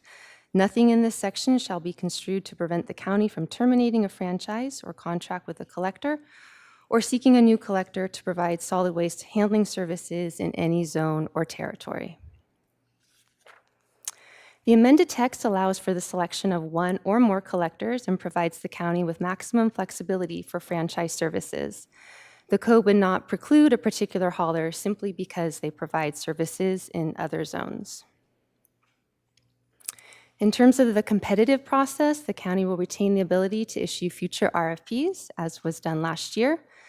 The RFP process provides that venue for competition between companies and ensures that the county is getting fair market rates. It should be noted that the franchises themselves are exclusive service areas. Haulers are not permitted to provide regular collection services in zones for which they do not have a franchise agreement. Outside of the unincorporated area, municipalities within the county contract separately for solid waste collection services. Goleta, Santa Barbara, and Buellton currently have agreements with Marburg. Solvang and Guadalupe have agreements with Waste Management. Carpinteria has an agreement with E.J. Harrison and Sons, and Lompoc and Santa Maria provide their own municipal collection services. In closing, staff recommends upon its second reading that your board adopt the ordinance amending Chapter 17 of the County Code and determine that the amendment is not a project under CEQA, as it is an administrative activity of government that will not result in direct or indirect physical changes to the environment. That concludes our presentation. Thank you again for your time. Is there any questions before we go to public comment? Let's go to public comment. Chair Williams and members of the board, we have one request to speak on this item, and we are going to remain here in Santa Barbara with Derek Carlson. Derek?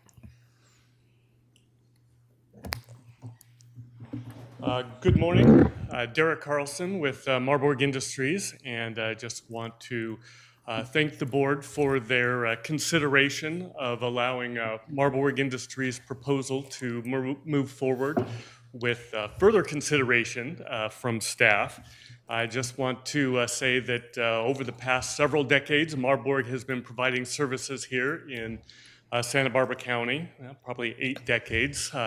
And over the last several decades, the County of Santa Barbara has issued several customer service surveys for its solid waste services, probably close to half a dozen.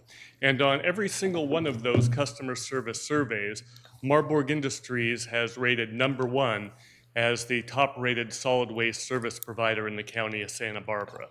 And today, we have an opportunity to bring that top-notch level of customer service to North County residents, along with reduced pricing improve services, increase diversion, and a coordinated effort throughout the entire county of Santa Barbara in our solid waste services. And we think this is a excellent opportunity to improve the services and the customer experience in North County. And we again thank you for your consideration in allowing our proposal to move forward for further evaluation from staff. So thank you. And that concludes public comment on this item. Supervisor Hartman. Thank you, Chair Williams. As I think about the premise of this ordinance when it was first adopted, I think it's a flawed premise. We have exclusive operating areas. We're familiar with those given other issues we've considered. But once you're in one of those areas, there's really no competition. So the RFP is the opportunity for competition. I suppose it might have been premised on the idea we want to keep different hauling companies in the county, but the cities already do that, and we're close enough to SLO and Ventura that I don't see that as an issue. So I live, for example, in the Santa Ynez Valley, and in my office, I hear a number of concerns about our current waste hauler, and yet we really had to keep that one because we needed to have a different one that was down here. So this is an opportunity, I think, to correct a flawed ordinance, and because I don't really think there's a rationale for it, and I think this allows greater responsiveness to the RFP.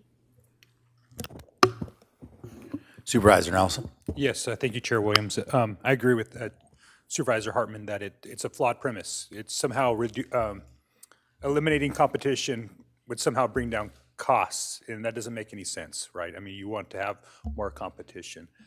That said, we went through a process a couple years ago with an extension. I think an extension with Marburg in the zones 1 through 3, but in 4 and 5, we did a short-term extension with Waste Management. In part for we needed time to take a look at it, and I do want to compliment on Waste Management over the last couple of years. They have had some improved services, and I think at that time the board had said, hey, let's begin the RFP process, work with the consultant, and move forward. I personally had worked with staff and was okay with maybe potentially extending the contract with Waste Management. I thought that they were making strides towards improving service, as well as I think we had took those initial hits on costs. We had some pretty significant rate increases, 30–40% for residentials. Some of our commercial customers almost doubled.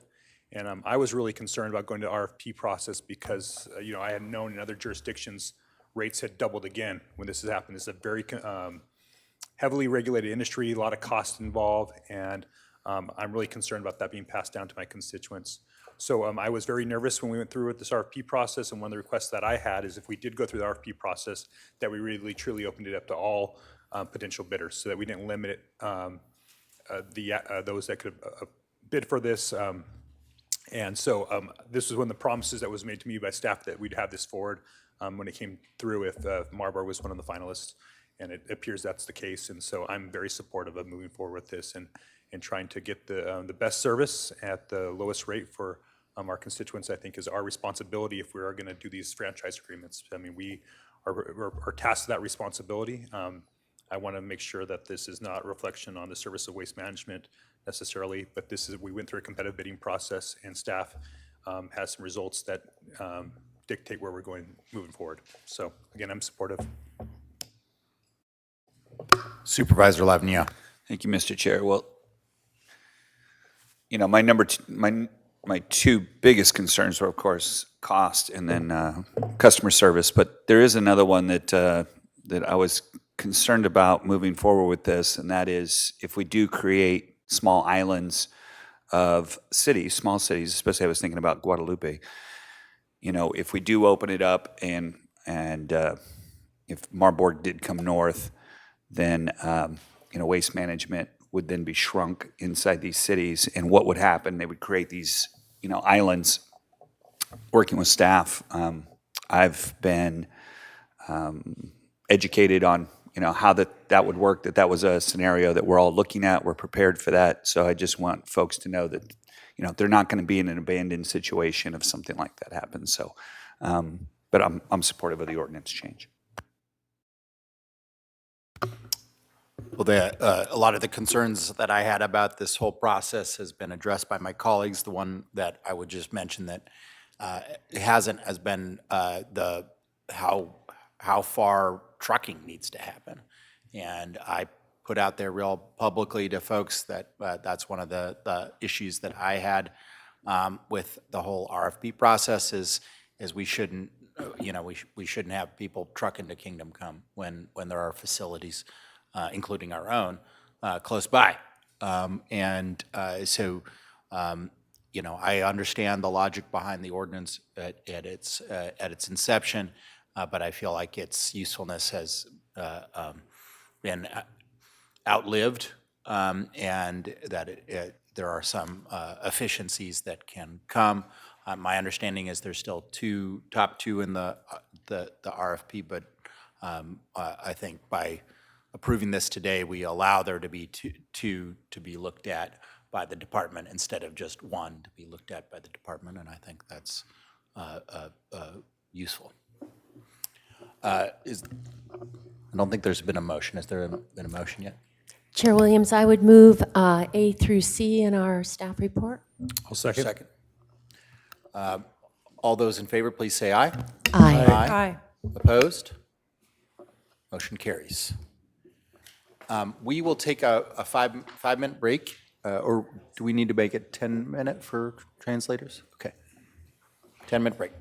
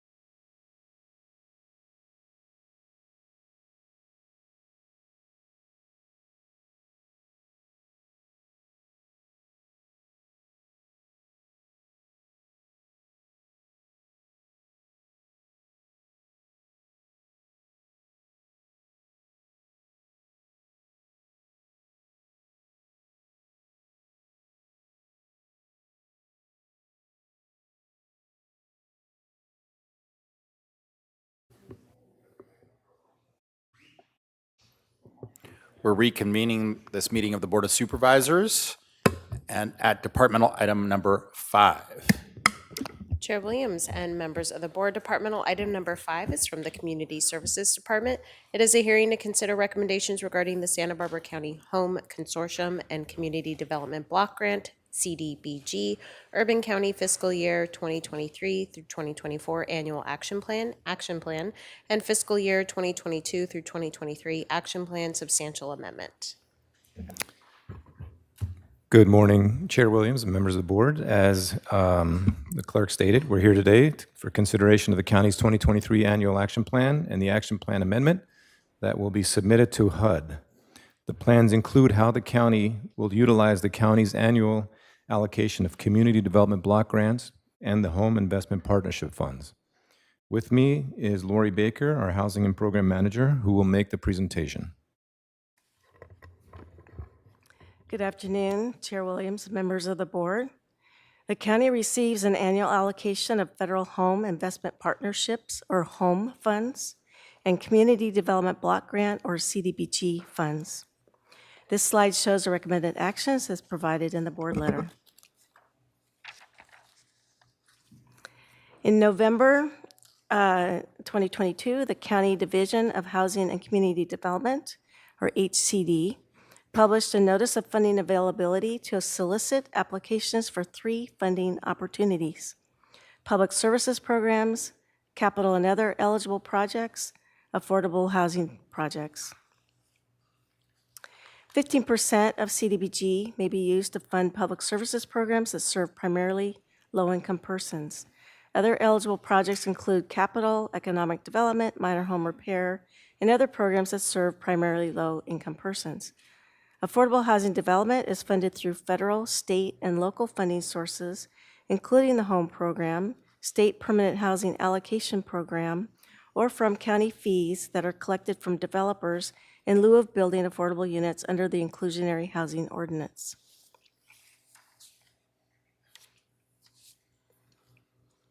HCD staff conducted eligibility review of public services applications, then forwarded them to the county's Human Services Commission Allocations Committee, which reviewed and scored the applications. The committee met to hear presentations from applicants and to make funding recommendations. The funding recommendations are before your board today for consideration and approval. HCD staff and county's Capital Loan Committee considered CDBG capital and affordable housing development project proposals. The capital project funding recommendations are before your board today for consideration and approval. Staff will bring affordable housing projects back to the board as they are ready to proceed, and if funded with home funds, also an action plan amendment. For example, today's administrative agenda included a funding reservation for village senior apartments to be constructed in the city of Buellton. That was item A6. In response to the NOFA, we received 26 applications for public services funds for just over $183,000 available. We received 6 applications for capital projects for just under $1.2 million available, and we received 13 applications for affordable housing development projects. The county is the lead agency of the CDBG Urban County Partnership, which includes the unincorporated county and the cities of Carpinteria, Buellton, and Solvang. Each city may identify projects or programs for the respective sub-allocations or pool their funds with the counties for inclusion in the annual NOFA. The city of Carpinteria selected applicants for funding from their sub-allocation of $14,890 in CDBG for public services programs, which was approved by its city council and included in the 2023 action plan for final approval by your board today. This slide shows the funding recommendations by the Allocations Committee of the Human Services Commission for CDBG Public Services Program. The italicized font shows the City of Carpinteria's selected programs. A full list of the applications received is included in the board letter. This slide shows the funding recommendations by HCD staff and the Capital Loan Committee for CDBG capital projects. A total funding request for capital The total funding request for capital projects far outweighed the available funding. Therefore, not all applicants' projects could be funded, and not all recommended projects could be funded at the requested amounts.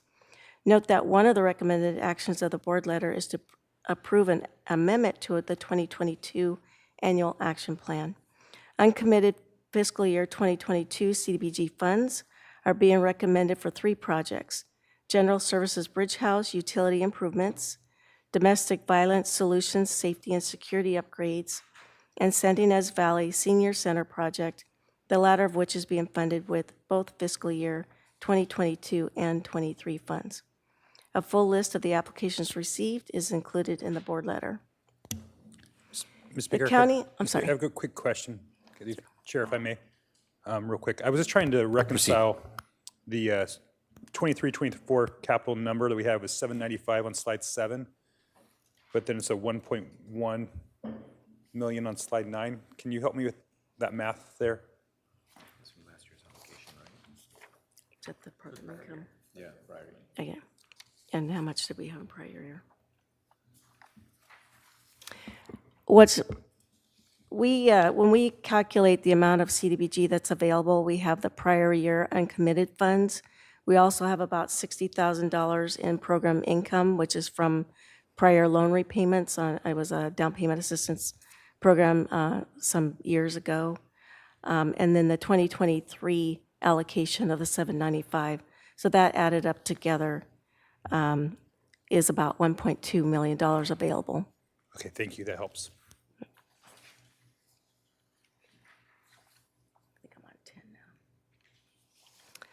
The county is the lead agency of the Home Consortium, which consists of the unincorporated county and the cities of Carpinteria, Goleta, Buellton, Solvang, Lompoc, and Santa Maria. Each city may identify projects for their respective suballocations or pool their funds with the counties for inclusion in the annual NOFA. Home funds may be used for affordable housing projects and programs, including multifamily housing development, homeownership programs, and tenant-based rental assistance. The City of Lompoc will use its suballocation to administer a tenant-based rental assistance program that will provide security deposits for low-income households seeking rental housing. In addition, the City of Santa Maria will use a portion of its suballocation to administer a tenant-based rental assistance program that also will provide security deposit assistance. The other cities pooled their funds with the counties to be awarded through the county's process. HCD staff maintains a list of prospective housing projects, and staff will return to the board at such time that projects are ready for a funding reservation or award. Therefore, the 2023 action plan does not contain any housing development projects at this time. This concludes our presentation, and we are available to answer any questions. Questions from the board? Supervisor Nelson. Yes, thank you, Chair Williams. I was looking at the CDBG capital project areas. So cities also get CDBG capital funds as well, like Santa Barbara, Carpinteria. Are we doing Carpinterias and Buelltons? Supervisor Nelson, through the chair, the cities of Santa Barbara, Goleta, Lompoc, and Santa Maria each receives an annual allocation of CDBG.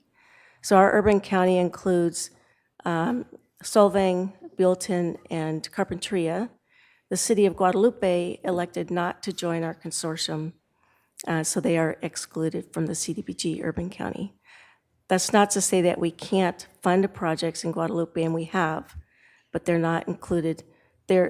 Any funds that they could have brought to the county as from being a member of the urban county, we are not allocated funds on their behalf. So the funds are sourced and we get that income on a per capita basis. Is that how that works? Yeah, it's a formula, but that's part of it, yes. All right. Do you know if any of those cities like Santa Barbara or Santa Maria are spending capital funds on other jurisdictions outside of their own? I'm not aware of that. I'm pretty certain that the cities of Lompoc and Santa Maria typically fund their own infrastructure and capital projects. that the city is. It would be unusual if they spend it outside their jurisdiction. Yeah, I would think so. So, all right, thank you. That I'll have some comments and deliberations. Supervisor Capps. Thank you, Chair Williams, and thank you for this presentation. I am trying to get my arms around the many different sources of funding for housing, knowing that we have such a crisis and people are struggling. So my question really is about the two that were referenced with the home project. The city of Santa Maria, I know security deposits are such a huge barrier. You hear that from folks. I've experienced it myself. It's especially they seem to be increasing where it used to be, half of the first month and now it's first and last, et cetera, sometimes even double that. So could you just kind of elaborate on what these programs are intended to do and how effective they are? And just to clarify that it's the cities of Santa Maria and Lompoc that are using home funds for this tenant-based security deposit assistance. Supervisor Capps, through the chair, they are very successful programs. The barriers that I've heard from the city of Santa Maria is that housing is scarce. So even with the security deposit assistance, finding an affordable unit is still very, very challenging. However, the TBRA program, as she said, is very successful in terms of most folks can't afford the first and last month's rent to be able to have access to the units. So that is an effective program. So is it just, I'm just trying to understand pragmatically that this is a check for the security deposit that you have to pay back, or it's a gift or a grant? What is it actually? It's a grant. So when they move out, to the extent that they earned it back, that it is theirs to keep, presumably to put toward the security deposit for the next unit. And you qualify by income? By income, yes. It's 80% or below, 60% or below the area median income. And this was during the pandemic, but yet this is something that's continuing. Is that accurate? Yes. The city of Santa Maria has historically run a TBRA program for security deposit assistance for many, many years. And Lompoc has in the past as well, but they haven't in recent years. And this year, for 2023, they'll begin another program. Okay, two more questions on this one program. And I know I'm asking you to speak about city programs, but can you give a rough ballpark of how many people these would be impacting?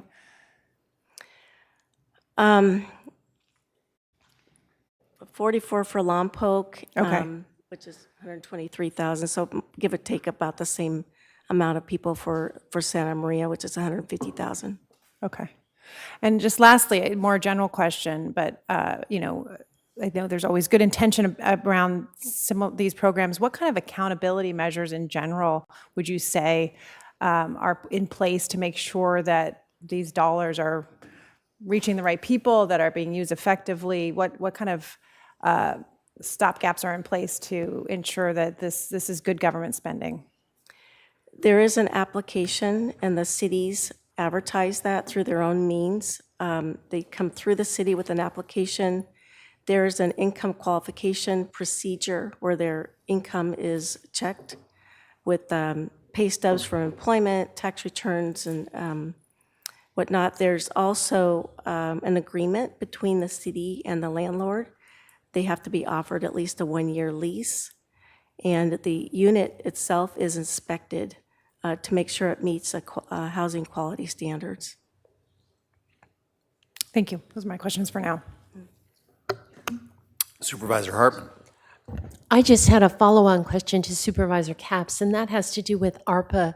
Could you give us a quick synopsis of how the county spent its money in terms of tenant assistance, and is any money left over? I'm sort of thinking about this in terms of our budget workshops and our direction to set aside a pot of money for this kind of assistance that would come from the county general fund. So just trying to understand that in this bigger context. As Super Hartman, through the chair, I can speak to the home ARP, the special allocation that we received from HUD during COVID. A portion of those funds, and I apologize, I don't recall how much of that, was earmarked for tenant-based rental assistance. The housing authorities of the county and the cities will both administer those programs.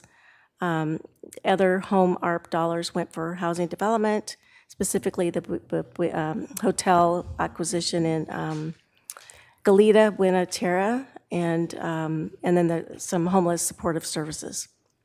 And Supervisor, if you're also asking about the emergency rental assistance program that we ran from United Way? Okay, yeah. Go ahead, and Lori, why don't you answer that? I think there were Yeah, over thank $30 million that we administered. Yeah, $30 million from U.S. Treasury and another 4.9 through the state of California, also through the U.S. Treasury. There's $32 million from U.S. Treasury, and those were used, that program has ended, but those were used for people who experienced a loss of income during COVID. And these dollars were meant to help them continue to pay their rent and rent arrears and even prospective rent 3 months going forward, and in some cases, utilities as well. I'm sorry. Supervisor Hartman, through the chair, in response to your question, your board did ask us at the budget workshops as a priority to look at different rental assistance programs. We've expended everything we've had for COVID. Having said that, we are, as we said, we were going to look back at our ARPA funds and see what's available and what's left over and whether any of that could be used. So we're still in the process of doing that. Okay, thank you. Supervisor Lavanillo? Thank you. I was wondering if you could just detail out, was there $280,000 for Bridge House? It looked like there were upgrades, just kind of utility upgrades? Those are for, yes, design of the utilities. The project is to actually hook into the city of Lompoc's water and sewer system. So that money's going towards assessment, engineering, hopefully build out of that. There's more money. I think there's also some ARPA money associated with that project, but yeah, that's where it's going. All right. Supervisor Nelson? Yes, thank you, Chair Williams. And I just wanted to ask, I mean, we've been involved in TBRA in our county for quite a few years, right? It's not only with ARPA funds, but it's been a program we've been pretty invested in our county with funds for quite some time. So these projects with the home funds just are, that's one source to have tenant-based regional assistance, but we've been doing with other sources through your department for years. I mean, I think I first saw it back in 2013, 2014, and it seems to be often in our budgets that we're continuing to expand that program as funds are available. Is that, am I right there? Am I recalling that correctly? Supervisor Nelson, through the chair, this TBRA or TBRA, as you reference it, which is also commonly used acronym, it through our office, we have just this through the home dollars, the regular home dollars, that's always been available for use. For the in the cities of Santa Maria and Lompoc have used it for that purpose. We at the county, with the rest of the funds, we've always historically prioritized making or developing permanent units. There have been some years in the past where we didn't have enough developments, and we would put those funds toward TBRA because we have a 2-year commitment deadline for those funds. And we have administered a county-wide TBRA program in the past, administered by the Housing Authority. And it was helpful then to help get people off the Section 8 waiting list sooner. TBRA is a 2-year program, so it does sunset after 2 years. But it gave it got people off the waiting list sooner. So it does provide a very useful service. But again, we have plenty of developments right now that are in our pipeline that will use these funds for permanent units. Okay, thank you. Let's go to public comment. Chair Williams and members of the board, we have 3 requests to speak on this item. We're going to Sylvia Bernard, to be followed by Ben Romo. Sylvia?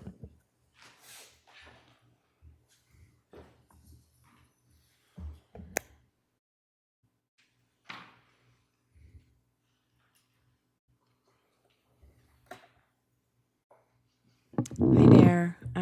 To the board chair and board supervisors, I'm Sylvia Bernard. I'm the executive director of Good Samaritan Shelter. I'm here to speak on behalf of Good Samaritan and the need for CDBG operating funds.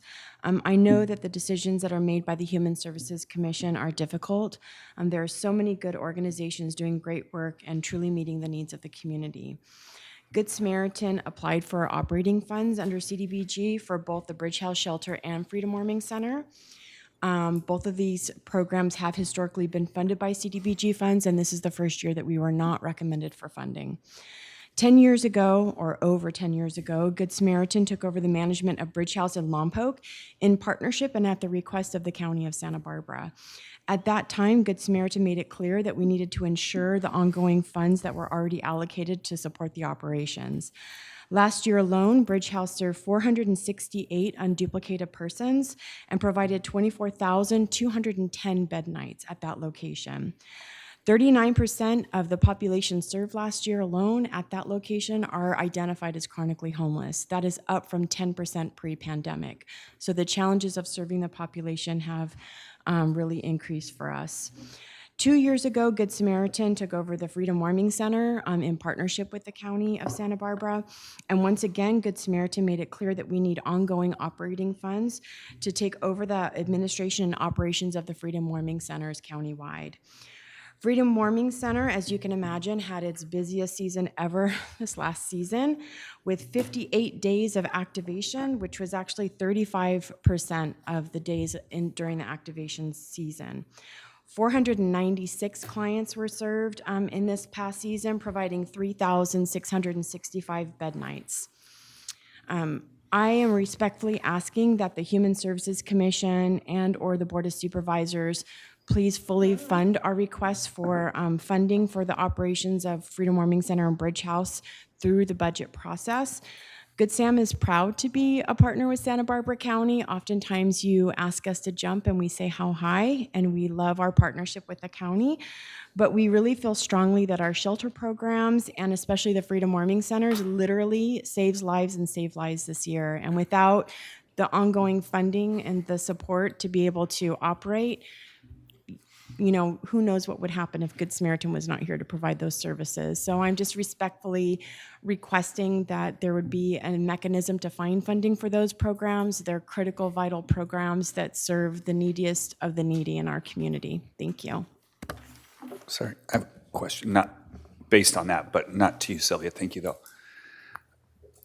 So during the budget workshops, we allocated like close to 200,000 for warming centers. Is this additional funding for warming centers? This or is, yes, explain the difference. Supervisor, it is additional. This is there was an expansion request on our part. The money for the warming centers just wasn't enough, so the request was for an enhancement to cover the costs of the warming centers. And we approved that. Not yet. Okay, so I've got a question after, I guess, just kind of how, well, we might as well ask it right now. What the heck? So how does something go from, where's the decision made? Is it at the department level? Is it the CEO level? Or is it our level? Or a decision for like ongoing, for example, like at Bridge House, for ongoing operations? When does that become part of our budget as opposed to always coming back at Human Services Commission and asking for additional funding? That shelter's not going anywhere. That seems like that should just be ongoing. Supervisor Lavanino, through the chair, I agree with you. I think we can come back and work with the CEO's office, much like we did with the libraries where we implemented this cost of living. We can look at that. We'll have to work through the CEO's office on that. It's not part of it's not our program. It's a program we fund. Supervisor, you raised a great question. And the question really is, who takes ownership of it, I think. And I think what the department feels that it's a program that they fund, but they're having the vendor, basically our operator, request funding every year. So we can look at that and how that gets folded into the budget process and as an expansion request from the department. Okay, thank you. Supervisor Hartman. I didn't quite understand the answer about the warming center. The money that was proposed in our budget workshops, does that cover Good Sam's operating expenses for that. So It does. if that moves forward, that piece is covered. Yes. Okay.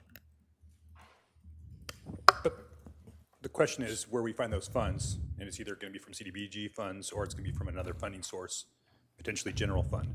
And so this is one of those opportunities where we look at this and go, this is appropriate for CDBG funding, and maybe we end up having a policy moving forward where off the top, these programs are funded out of CDBG, and then we have the balance for the Human Services Commission to then allocate. Because I think that's what's really tough is, and I had this conversation with Good Samaritan, is that they're so successful, a lot of people don't think they still have the need, right? They do such a great job in our community. They get forgotten sometimes. They're not usually the loudest.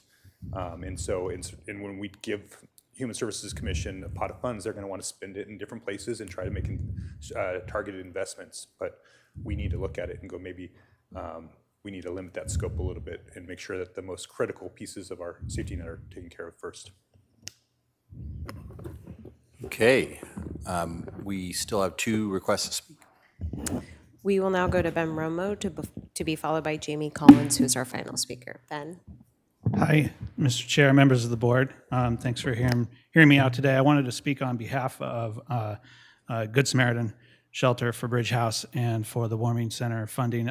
I don't work for Good Sam, and they're not a client of my firm. I just am a private citizen and a volunteer who's been lucky enough to see these programs in operation throughout my career, but also just as a private citizen. It's just amazing what they do. I do want to just take a minute and just also thank county staff your team and you guys as well, just for doing what I think is a very admirable job on the issue of homelessness in general. It's super challenging. It's so complex, and expectations of our community for solving the problem where there is no silver bullet is so high and unrealistic sometimes, and you guys often just get bashed for it. I think the county does a really good job. You guys are laughing, you know what I'm talking about. And then I also just want to say Human Services Commission funding is so important. It's so great to have a group of community leaders who can come and bring their perspective into the county budgeting process and have a competitive process. But as Supervisor Levin, pointed out, sometimes these core operational organizations that are really critical to the county's operations itself do need special treatment and special consideration. I wouldn't say special treatment from an unethical government perspective or anything. That's not what I mean, but they need special consideration for the life-saving services that they provide and the core foundational infrastructural role that they play in these complex systems. And no organization in our county is represented in that role better than Good Sam. I had the opportunity, one of my clients owns a building on Carrillo Street, and we had the opportunity during the storms recently to open that empty building on Carrillo Street to become an overnight, 24-hour day center. We learned about the need for warming centers, not day center, but a warming center during the floods. We learned about the need that often the warming centers people are required to leave during the day. And the storms were just so severe that it was necessary to open that center. What Good Sam pulls off for our community is amazing. It was wild in there and in the midst of a wild storm. And I do just want to say, maybe I don't work for the organization, but in my perception, Good Sam saved the county's bacon on this program. They stepped up with the warming centers and Bridge House. Both those organizations were facing collapse at different points in our history, and they came to the rescue of the county and all of our communities, not just the counties. It wasn't your malfeasance that led these organizations to become unstable, but Good Sam came and has the capacity, as long as it's fully funded, to really make that impact. I don't know what the solution is in terms of where the funds come from and how it's divvied out. I know it's challenging to go back to human services, but this is this is an organization that deserves to have that kind of surety in its funding so it can actually do the job. I saw the county move mountains when the debris flow hit Montecito, and that was amazing. These folks that Good Sam serves live the daily disaster of homelessness, and with tragic impacts in our community, we should be moving mountains for them as well. Finally, I invite you to come camp with me any day of the week where it's 36 degrees. We can go out on the courthouse lawn, and I backpack. I have very high-end gear. It's one of the few things, one of the few luxuries I'm able to afford because I'm not a rich guy, but it is not scientifically freezing, but it feels freezing when you're sleeping in 36 degrees. So I also encourage the board to raise the temperature at which Freedom Warming Centers are open. So Bridge House and Freedom Warming Centers, I encourage you to direct your staff to fully fund them and find a way to do that. Thank you.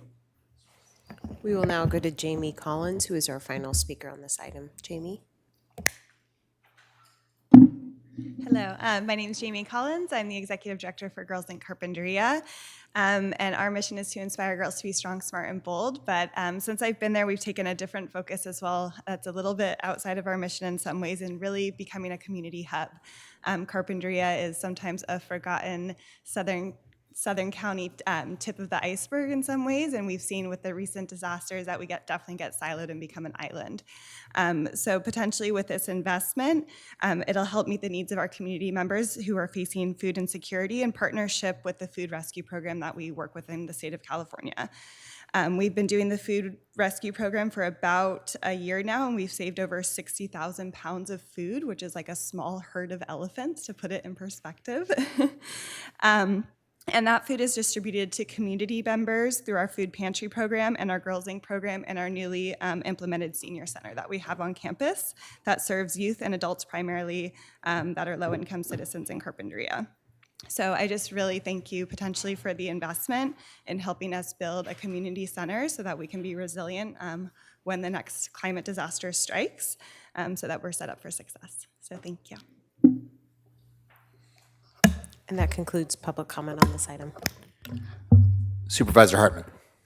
I just had some questions about the Human Resources Commission. Are we required to have one? And are we required to give all this money to them to allocate? Supervisor Hartman, through the chair, I'll ask Lori to finish up what I think. When I came here, the Human Services Commission did exist. It was in the CEO's office, and they were allocating about $1 million of general fund money to public service organizations. Now, we picked that up. They're still in existence, and it's about $900,000, I think, at this point that gets allocated. The chair of the allocations committee is here, so you can answer any other questions. But it's a process where they review applications, the allocations committee, and they make the recommendations to the full Human Services Commission. So there's not a lot of staff input in that process, but it does exist, and it's up to the board, really, if the board wants to continue with the Human Services Commission. It's a policy decision. I want to say I really appreciate their work, and I don't want to disturb what they've done this time, but there is perhaps a disconnect between some of our essential partners, and I would say the case has been made for Good Sam. And so I'm not sure where that funding should come from, so I'm just exploring this. Yeah, I think we talked about, Lori and I talked about maybe more public hearings just to get the needs assessment, have the Human Services Commission do some of that. But if you take a look, I had them put the programs up. Half of these programs are homeless related. So there's not a lot of money, and Good Sam does excellent work, and they're a great partner. But even the Human Services Commission is going to struggle with $183,000, and half of those programs are homeless related. So do you put money in some of the other high need areas in this community as well? So it's just not a lot of dollars to go around, unfortunately. Yeah, my sense is if we want to in the future take it off the top, that is something for consideration. I would not think that it would be an opportune time to take that off the top right now, because it would be sort of changing the recommendation on these before us. Comments or a motion? Supervisor Capps. Chair Williams, I just wanted to give my appreciation for this conversation. I think there's so much interest. This is such an incredibly important part of the work that we do, is provide shelter and to these groups. And thank you to Good Samaritan for being here today. And a connection just was made when the public comment was being made about, we've touted the fact that we had these 12 atmospheric rivers and no injuries well, it's because of these organizations that have helped keep people off the street during massive rainstorms that we were able to thankfully get through such severe weather events without injuries or fatalities. And it connected for me. I know how important these programs are and all of the different funding, and I know we're struggling with how to best utilize the existing funds, because we know that close to 20% of public school children in our county don't have permanent places, so they're relying on these services. So I'm just supportive of Good Sam's work and this board's intention that's clearly been communicated today to make sure that the funds are allocated in the right way. And so I'm happy to make a motion with that support. So is your motion staff recommendation for these allocations? Yes. Is there a second? I'll second. I have comment too. Supervisor Lavanio. Yeah. I also wanted to say that I really appreciate my Human Services commissioners, and some of these decisions we're asking them to make are almost, there's nothing, what are you going to do? I mean, they're way oversubscribed. Well, this one here, funds requested is close to $700,000, and we provide $170,000. So it's like, all right. And these, Showers of Blessings, I've worked with them, New Beginnings, Family Violence Prevention Program these are all great programs, and we really appreciate the work that the commission did. And I'm not going to try to remix the bowl. I think what we need to do is, and if I'm not mistaken, on the warming centers, there were at least 3 votes. I think there might have been 4 or 5 for adding that into the budget. So I'm convinced there we're going to be okay. And then I think we're going to take a good long look at Bridge House before we finalize our budget. So I'm comfortable with where we're at right now. So I can second that motion. Supervisor Nelson. Yes, thank you, Chair Williams. I have no issue with the public services distribution, and I think like everybody said, these are some great programs. There's no wrong answers in that list, and that's what the county does, is public services. So it makes a whole lot of sense that we spread that out throughout the county through different programs.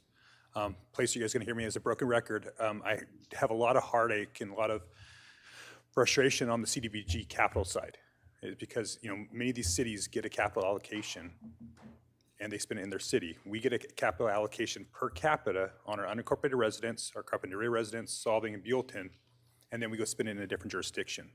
So those tax dollars that are supposed to, or those dollars, tax dollars, yes, that come down on a per capita basis are diluted or actually moved to another jurisdiction that they don't really are connected to. And so people that are in the unincorporated area receive a smaller percentage of CDBG than their incorporated neighbors.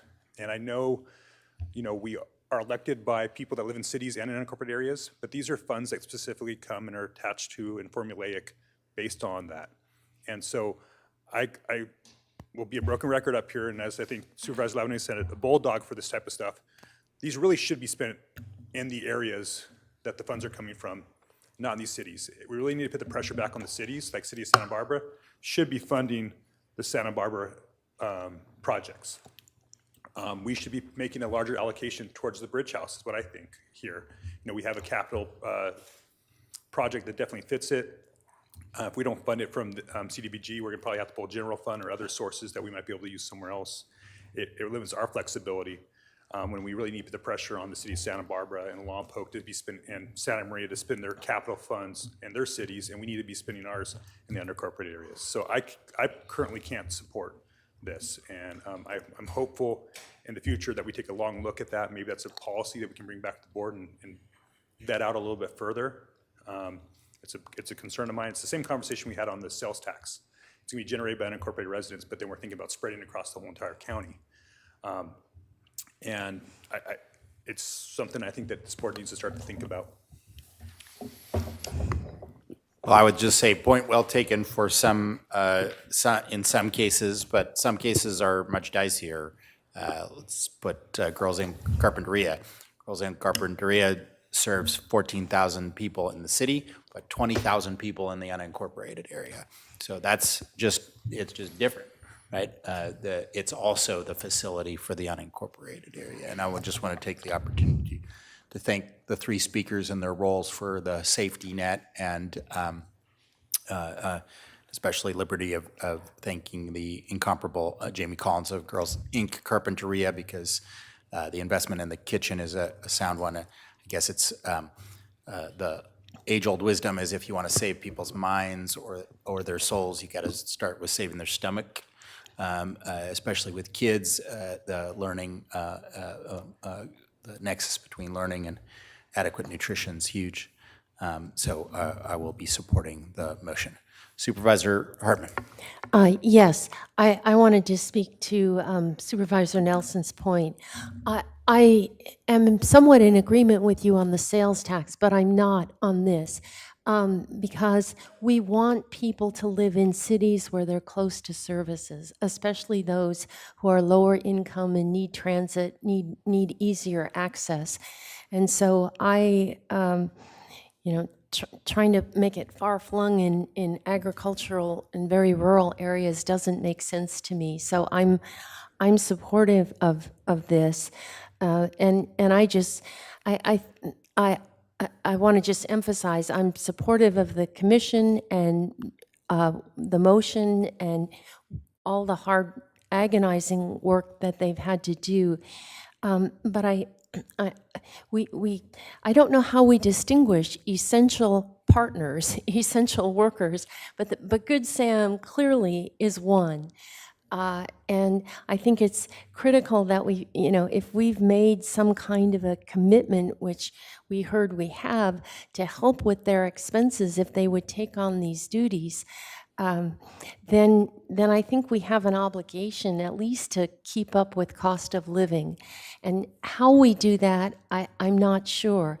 Whether it's taking more off the top of these funds, whether it's trying to create a closer connection with a needs assessment between what the county priorities are and what the commission views, or whether it's some other source of funding, I don't know. But this question came up last year in a slightly different context with senior meals, and it's coming up again this year. So we haven't solved this, and I hope between this year and next year we can wrestle with it again.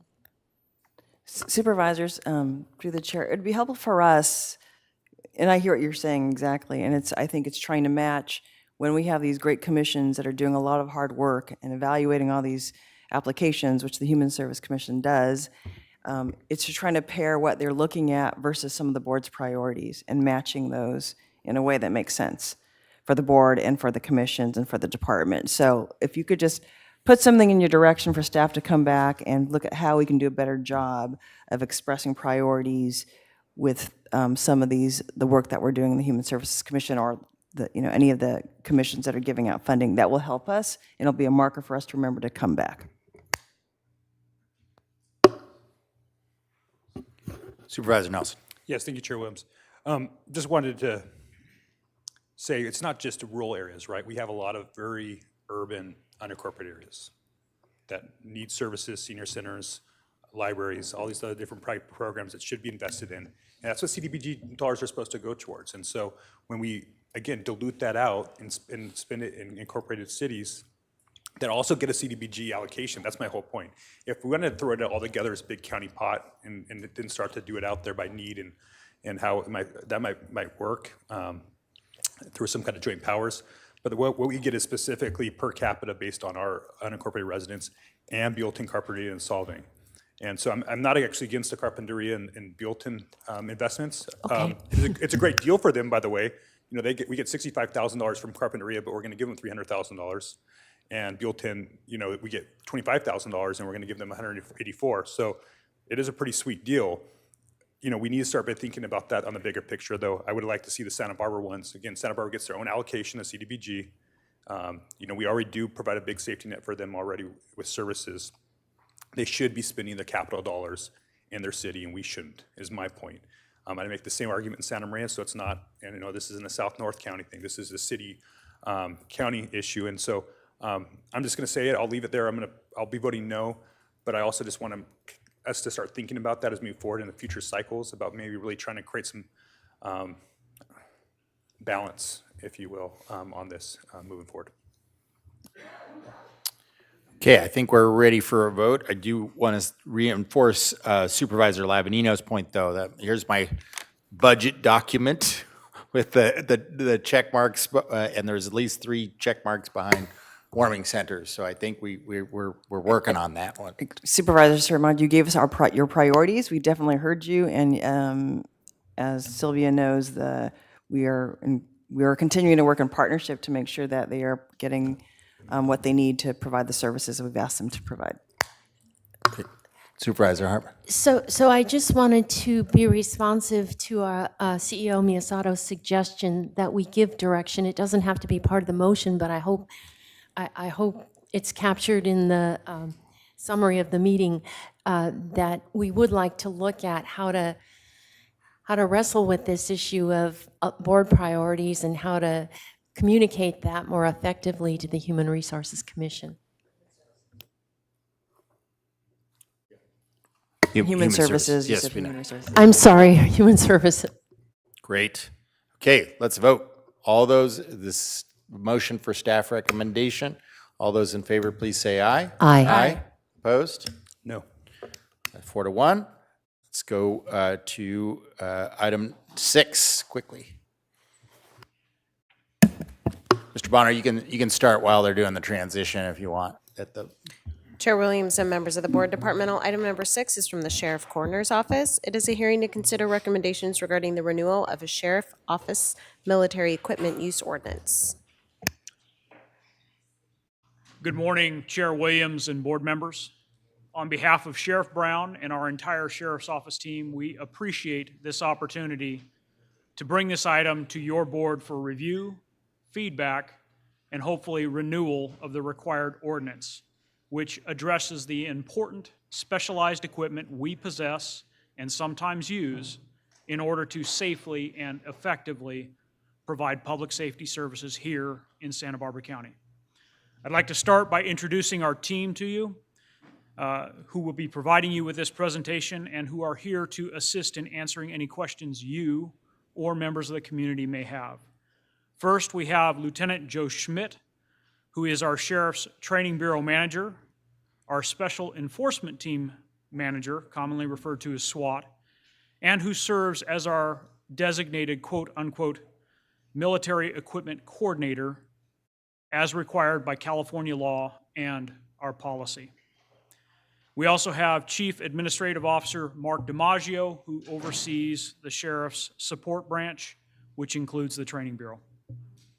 So we're here today regarding Assembly Bill 481, which became law effective January 1st, 2022, and is codified within California Government Code 7070 through 7075.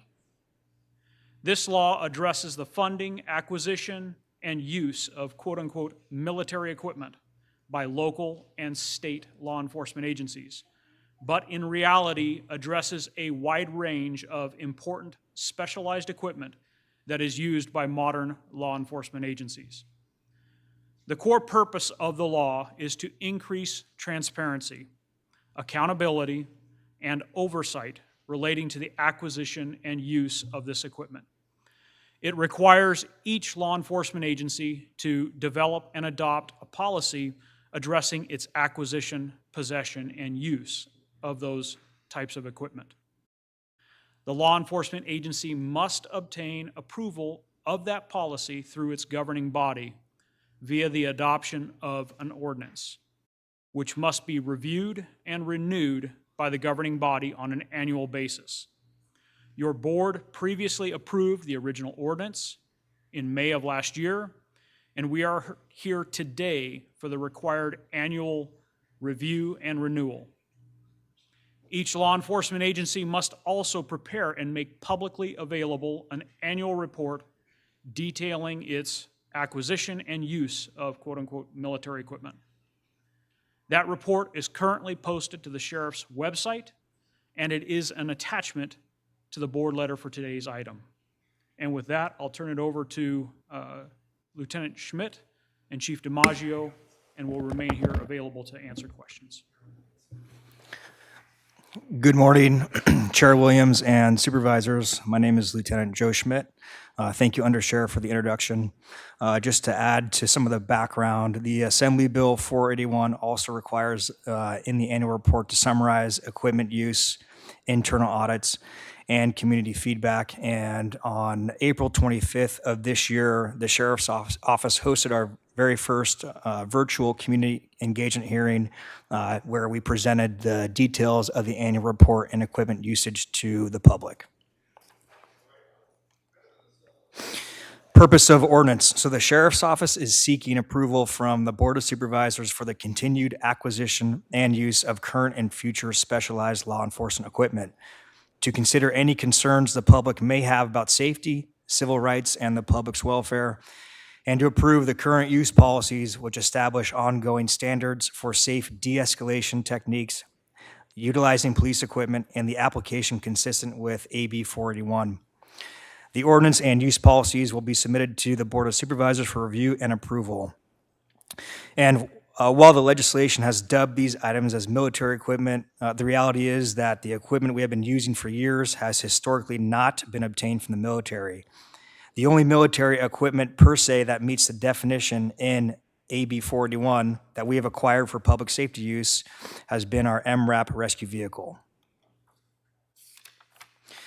Purpose of military equipment policy. The purpose of this policy is to provide guidelines for the approval, acquisition, and reporting requirements of military equipment. The policy defines military equipment as listed in Government Code 7070. Items such as unmanned aerial systems, command and control vehicles, kinetic energy weapons, and specialized firearms are noted in the definition section of the policy. An attachment to the policy is the Sheriff's Office Military Equipment Inventory. Government Code 7070 defines the policy as a publicly released document that governs the use of the equipment, including a description of the equipment, its purpose and authorized use, as well as the cost, training, and procedural rules for use. Our policy and inventory list outlines all of these requirements in detail. And again, that's all listed publicly on our website. The policy outlines the duties of the military equipment coordinator within the Sheriff's Office, which is me, the Training Bureau Lieutenant. And the coordinator is responsible for tracking inventory, coordinating an annual community engagement meeting, preparing an annual report, and establishing a procedure for the public to register complaints or inquiries about our equipment use. The policy also clearly defines the timeframes in which the Sheriff's Office will present the annual report and host community engagement meetings. Impact on public safety. So the adoption of this ordinance and policy will allow the Sheriff's Office to continue to use the equipment necessary to protect the public and our deputies during day-to-day operations and when we respond to critical incidents. Specialized equipment has been used by law enforcement agencies throughout the county and contract cities serviced by the Sheriff's Office. The equipment helps to prevent the escalation of violent situations from becoming a threat to the safety of the community, law enforcement personnel, and the suspects. It helps limit and reduce high-risk encounters with violent suspects and provides life-saving tools and options during natural disasters and other non-criminal incidents. The inventory list defines the purpose of each piece of equipment the Sheriff's Office currently deploys, and under purpose, you'll see such terms as preservation of human life, search and rescue operations, natural disaster response, reduce likelihood of injury to the public and law enforcement personnel, high-risk apprehensions and mitigation of violent criminal behavior, less lethal force options, and de-escalation. So when we presented this to the Board of Supervisors last year, this is their new acquisition for 2022. When we made the first presentation, we had submitted a grant request to purchase this drone. It's called the Brink Lemur S, and it's specific for tactical operations interior. So any buildings or structure, this is used to help search and even communicate with a suspect inside. Since our presentation last May, we were awarded the grant and we have taken possession of the drone. The grant was approved and the Sheriff's Office received the drone in late 2022, or UAS. And on December 6th of 2022, the Board of Supervisors approved acceptance of the donated Brink Lemur S. So justification for use of equipment. This specialized law enforcement equipment is necessary because there is no reasonable alternative that can achieve the same objective of officer and civilian safety. The proposed law enforcement equipment use policy will safeguard the public's welfare, safety, civil rights, and civil liberties. The equipment is reasonably cost-effective compared to available alternatives that can achieve the same objective, and use of the military equipment complied with the use policy effective at the time it was used.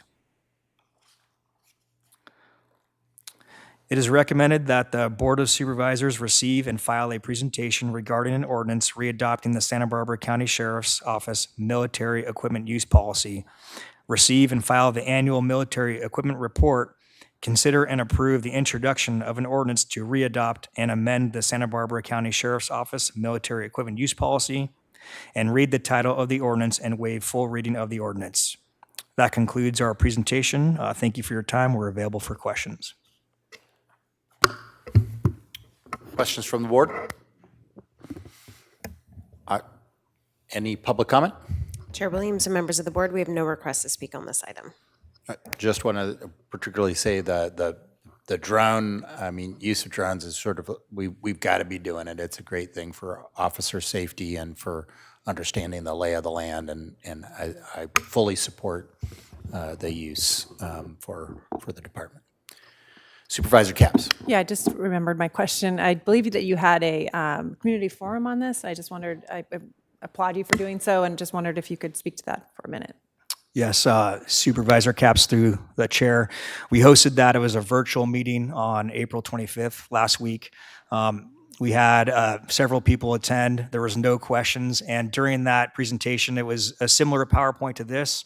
However, we had pictures of the equipment to give the public a visual of what this equipment looks like and hopefully demystify some of the questions or concerns.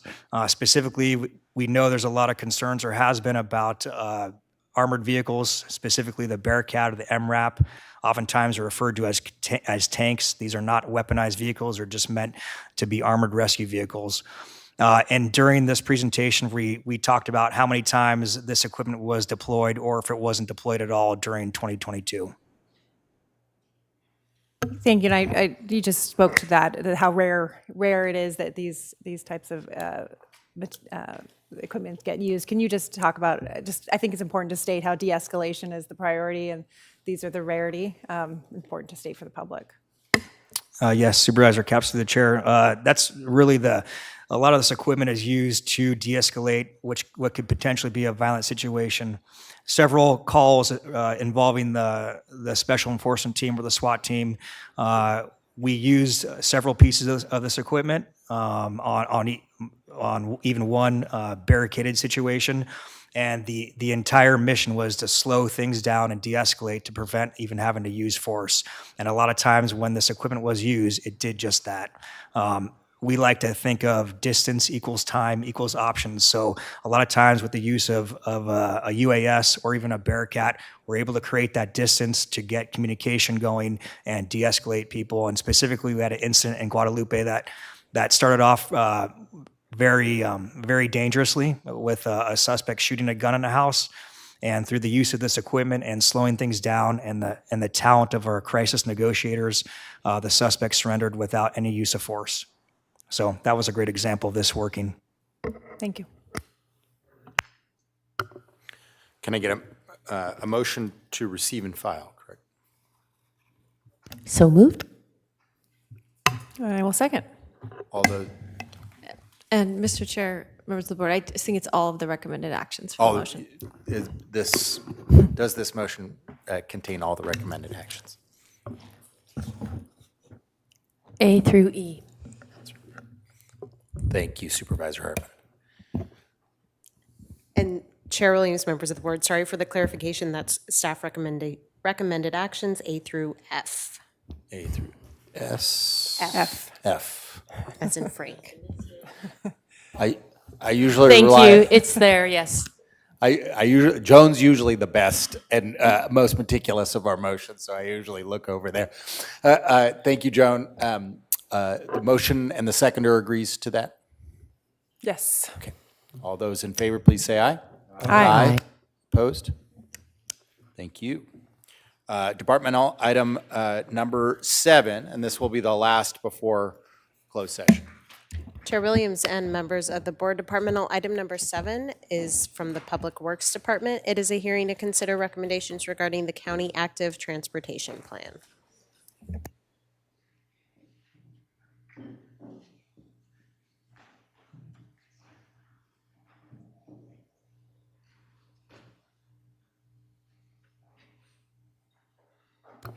Mr. Schnitt.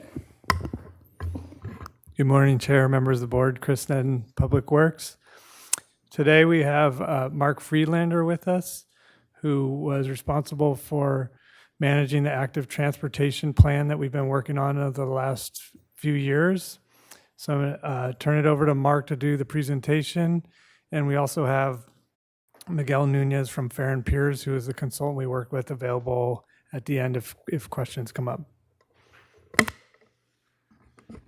Thank you, Chris. Today I'll be presenting the active transportation plan, and I just want to note what better timing. This wasn't planned, but then to discuss this at the start of National Bike Month and Cyclemania, which is kicked off. At its core, this is an aspirational plan that focuses on active transportation within public right-of-way in the unincorporated communities of Santa Barbara County. And it's really intended as an informational document that reflects current interest in better walking and biking infrastructure in our county. And before I begin, when I say active transportation, what I mean is any form of transportation primarily powered by human energy, such as walking, cycling, and non-motorized scooters or skateboards. Here's an outline for today's presentation. I'll walk you through the general layout of the document. Before I jump into that, I just wanted to provide a little context and some background, as this was a big undertaking for our department. The county doesn't have an existing plan that looks at both pedestrian and bike infrastructure countywide, but there's been a lot of planning in our region in related areas. We have 11 community plans, including several multimodal corridor plans. We have a bike master plan from 2007. We have a regional active transportation plan that SBCAG prepared in 2015. However, not every community has a community plan, and some areas haven't been engaged in a planning effort in quite some time. The chart on the right was included just to kind of highlight that our county has a very extensive network of roads with over 1,600 lane miles throughout our area.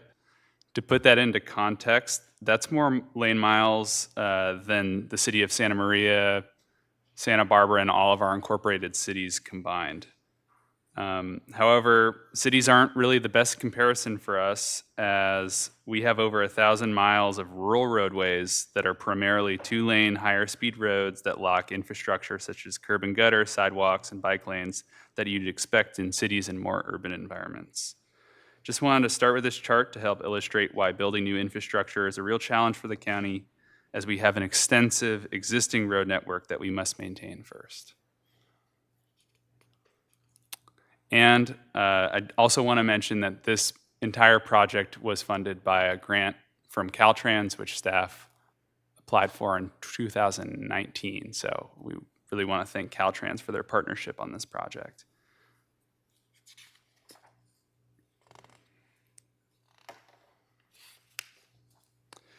So what we learned is it can be challenging to develop a plan for a large area with as much diversity as ours. Then you add on that we started this project at the height of the pandemic.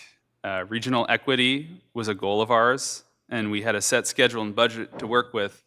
So how we approached it was to break our county into 6 sub-areas and to help focus our study area and outreach efforts and ensure we're spending our time equitably throughout our region. I also want to note that this is a conceptual planning document, so a lot of the projects don't have any advanced design beyond what's shown in the plan, but we really tried to kind of strike the balance to make sure the plan provides enough information for the public to understand what's being proposed, but not so prescriptive that there isn't room for changes in the future.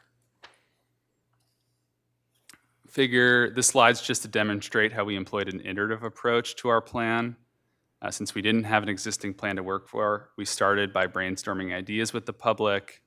We then used those brainstorming sessions and data analysis to generate roadway segments we should be focusing on. And then we used outreach in our group of community advisors to help us refine the ideas before presenting them to the public for refinement. Here's our table of contents. The entire document is over 500 pages, so we definitely won't be covering everything in much detail today, but I just kind of wanted to give you guys a high-level overview of the structure and the process. The plan has been posted on our website for the last month, and I also want to highlight our project website, which has been our clearinghouse for surveys, project information, and plan updates. So aspirational plans need to think big. So we developed a vision statement to help us guide us through this planning process. I'll just read our vision statement. The county's transportation system should inspire people of all ages and abilities to walk, bike, or roll for everyday transportation by providing comfortable, connected, and accessible networks and support programs and policies that encourages alternatives to single occupancy vehicle trips. The ATP includes 4 main goals to help achieve the vision statement I just read. The goals are safety, engagement, impactful investment, and multimodal connectivity. The plan also includes more specific actions the county can take to help achieve the ATP's goals, such as monitoring safety metrics, creating a dedicated website on planned and programmed active transportation projects, supporting educational programs, and increasing the availability of secure bike parking throughout the unincorporated areas.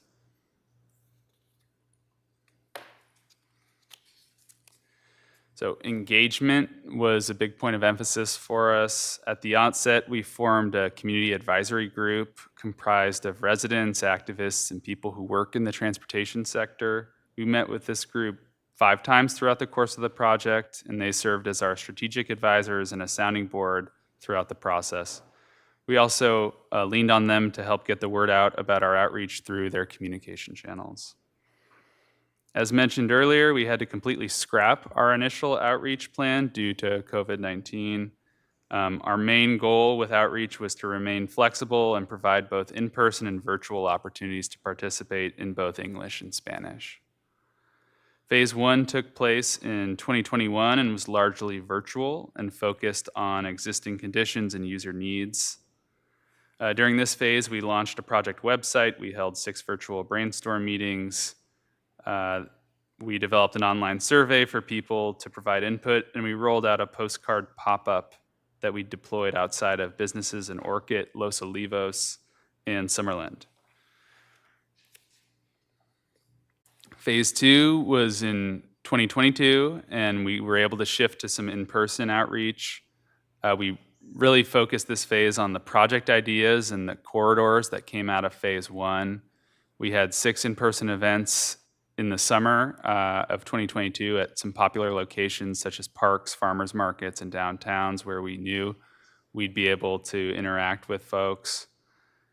And we launched a second survey as well to solicit feedback on these project ideas and placed placards at various locations throughout to generate more input and to direct people to our surveys. Just some photos from a few of our outreach events.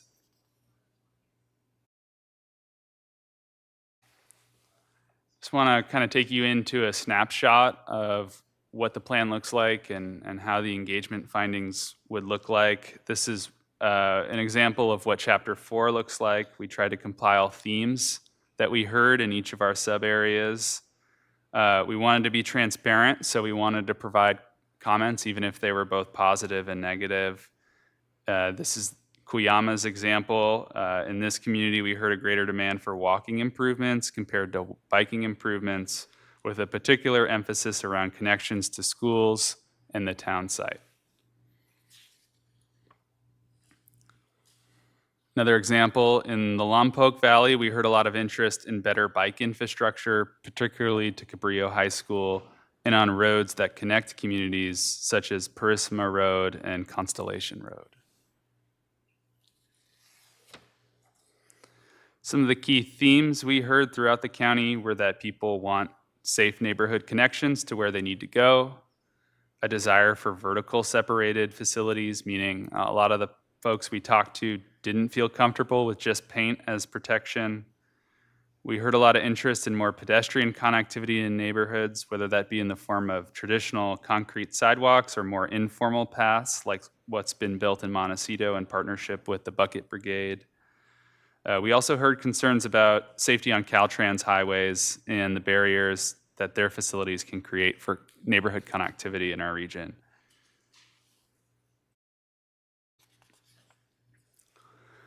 I want to note that the plan doesn't look at every single road and intersection in the county.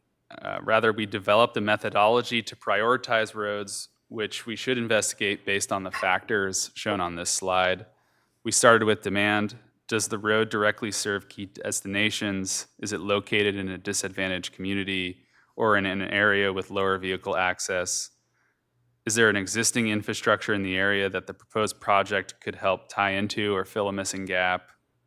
We also looked at collision data dating back to 2010. Is there a demonstrated history of collisions involving people who walk or bike on these roads?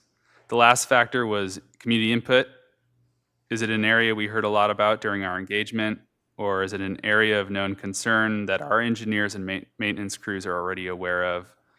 There's a lot of institutional knowledge in this department that we try to encapsulate in the plan as well.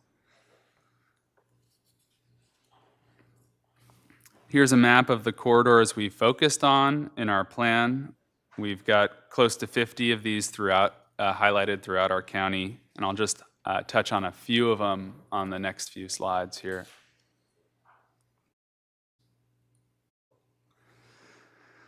So in the Santa Maria Valley, for example, we looked at a number of corridors. These recommended improvements can vary from a multi-use pathway on Rice Ranch Road to sidewalk infill on Winter Road. More vegetation, street trees, and landscaping for slope stability was another noted theme in the Orchid area. We also heard a lot about traffic calming measures like curb extensions, raised medians, and upgraded crosswalks throughout the community. San Ynez included walking and biking improvements along Refugio Road, improved connections between the cities of Buellton and Solvang, pedestrian improvements in commercial districts of San Ynez, Los Olivos, and Los Alamos were all noted in this project. An example of what a project looks like in Chapter 5. First, we include some of the community feedback we received. We include notes from field visits, including observations, constraints, and opportunities. And we overlaid that information over a base map with existing facilities and destinations shown, as well as mapped collisions involving people who walk and bike. This information really helped us form the existing conditions and user needs for our study area. We then use this information to develop project recommendations. So in this example, you can kind of see a little cluster of collisions here where Sheffield and Ortega Hill meet, and some comments about visibility in this area. How we took that information and then relayed that into a recommended project is shown on this slide. We used that input to then recommend an extension of the existing Class 1 bike path that leads to Summerlin all the way to a three-way controlled stop here at Sheffield and North Jameson. We worked with the Parks Department to include several previously identified recreational trails in the active transportation plan. Recreational trails outside of the public right-of-way were not the focus of our plan, but we did construct, and we didn't conduct outreach related to these planned trails, but we did include them in their plan to help better position the county for future funding opportunities. These projects will all be covered in more detail in Parks' forthcoming recreational master plan. Non-infrastructure programs are critical to help support and encourage more people to use active modes of transportation. So Chapter 6 of the plan identifies some of the existing programs available in Santa Barbara County that help and support the infrastructure projects in the plan through education and encouragement to empower people to choose alternatives to vehicle trips in their daily lives. The plan includes rough construction cost estimates for most of the projects in the plan. The project costs are really for informational purposes and don't include soft costs such as permitting and environmental support. Our consultants helped us develop these estimates using unit cost quantities for the project concepts in Chapter 5. As you can see on the chart on the right, we also included examples of grants that each project might be applicable for to help guide the public as well as staff in the future of finding ways to get some of these projects funded. That leads into implementation. So how do we build all of these worthwhile projects and help implement the plan? Well, it starts with having a plan and strong policies, which are now a requirement for most grant programs. Other ways to start chipping away at the plan is through conditioning, frontage improvements when applications come into the county. Another good opportunity is to integrate smaller changes or sign and stripe changes as part of routine maintenance carried out as part of the annual roadmap. The capital improvement program would be another good opportunity to include priority projects. Finally, I want to note that the active transportation plan can be a living document, and we should review it and refine it more frequently than community plans and make sure it reflects the current state of transportation, which is a rapidly evolving sector. With that, we have our recommended actions for the board today, which include to approve and adopt the ATP, as well as find that the action is exempt from CEQA. Questions from the board? Supervisor Harp.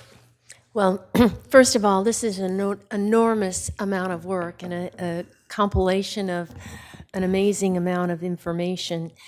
The first question I have is on identifying, you said you were coordinating with the Recreation Master Plan. It's my understanding that they were identifying specifically right-of-way corridors for bike paths. So I assume that you've incorporated, I know it's not an adopted plan yet, so that was my question. How much of it can you include in this, given that status?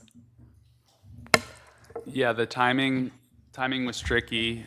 We did coordinate. We have Jeff Lindgren with Parks here, and when we really focused on these trail projects, these big regional trail projects, we wanted to make sure that Parks kind of helped guided us on what to include. As far as on street, within public right-of-way improvements, we don't have that list quite yet, so I don't know if those were included directly. We developed this methodology at the outset on corridors, but we have policies in general that support, on-street, on-road, pedestrian path improvements throughout our county.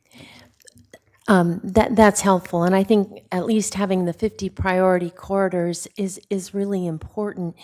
And then, I guess when I think of policies, we really need to focus on active transportation.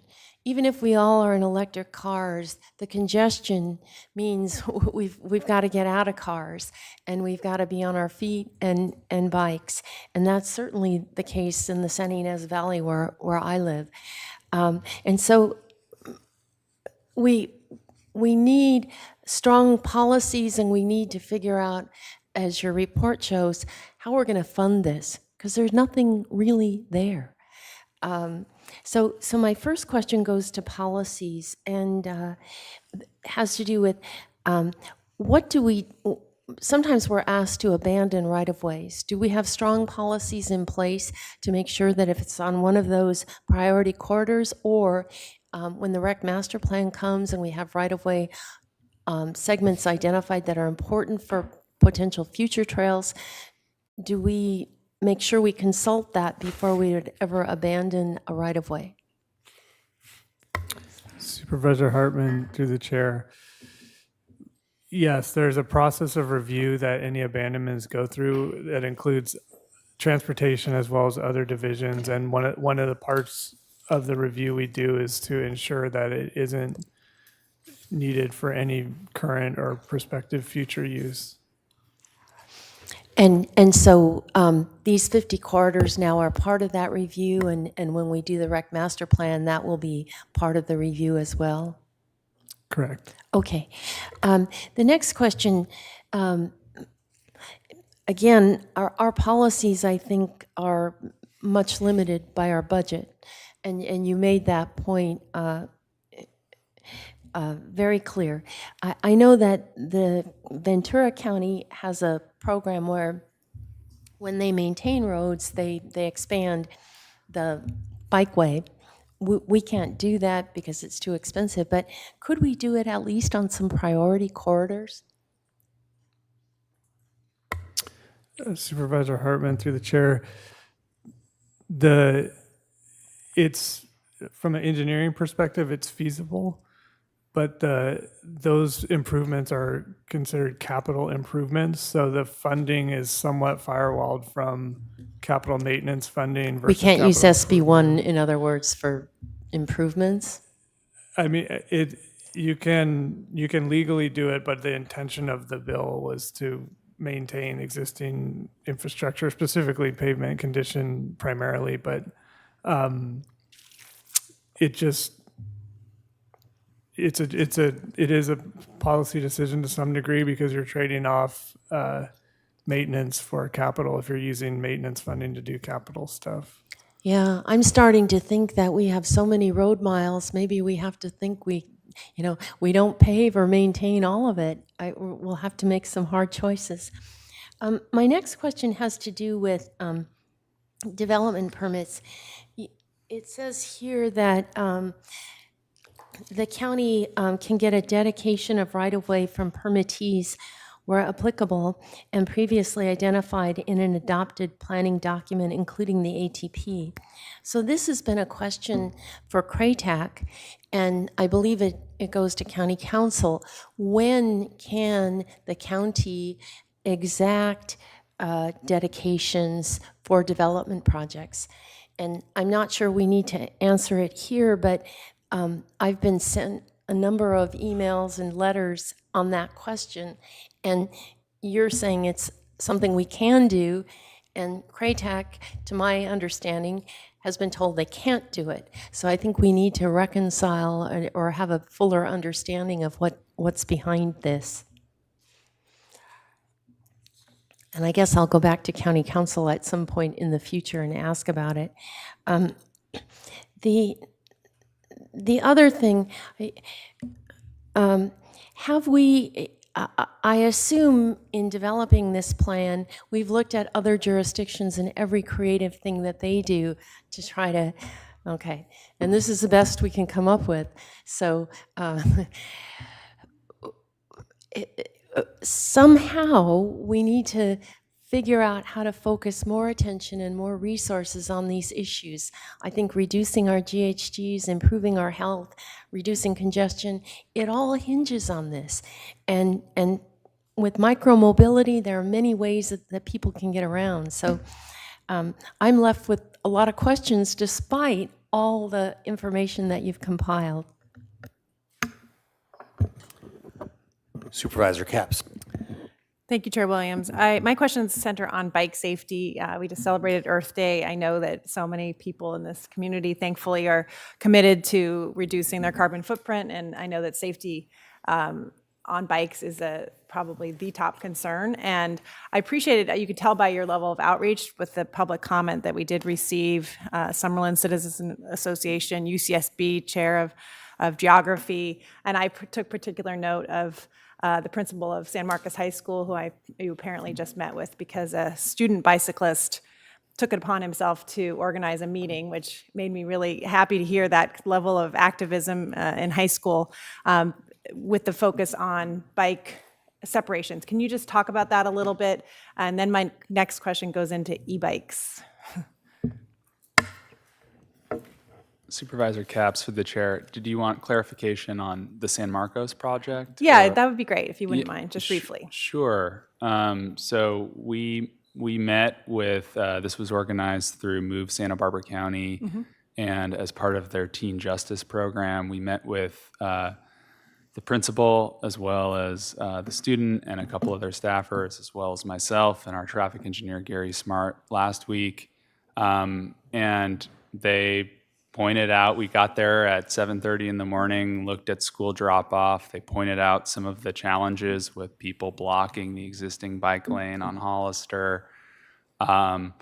And we went back and we looked at our plan, and some of the improvements would be to add those flex posts that you see throughout the city to kind of physically prevent people from using the bike lane to drop students off, as well as an upgrade to the crossing at Magna Vista, which is, there's currently a rapid flashing beacon that you hit, but Hollister is a wide, high volume road, and based off of FHWA guidance, the real countermeasure should be a pedestrian hybrid beacon, which is something you'll see in Old Town Goleta, sort of right in front of the school district, and then also by the Trader Joe's shopping mall on Calle Real. Looks like a signal. So we did receive a Measure A grant to upgrade that intersection as well. So a couple of the improvements that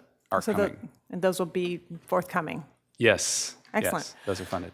Thank you. And does this plan, you mentioned at the beginning that to describe the acronym of ATP, that this is human power. Does this encompass electric bikes? How do you deal with that? I have a lot of questions about electric bikes. Yeah, electric bikes are interesting because they sort of toe this line, right? They're still bikes that require, and people are exposed and vulnerable road users on an electric bike, whether they're motorized or not, but they can achieve speeds much faster than traditional, human-powered cycles. So it's an ongoing discussion. We don't have, for the purpose of our project, we didn't exclude e-bikes from that consideration. We didn't, propose an e-bike dedicated facility versus, a non-motorized bike facility. We just followed state guidance and state law as it pertains to e-bikes. So that actually answered my last question about jurisdiction, because I was at Earth Day at the elected leaders booth, and a couple questions were raised about who governs electric bikes. Why aren't there licenses? Why aren't helmets required? Is that something, I would love a governance answer to that. Is where does that fall? Is that state law? Is that something that we could do?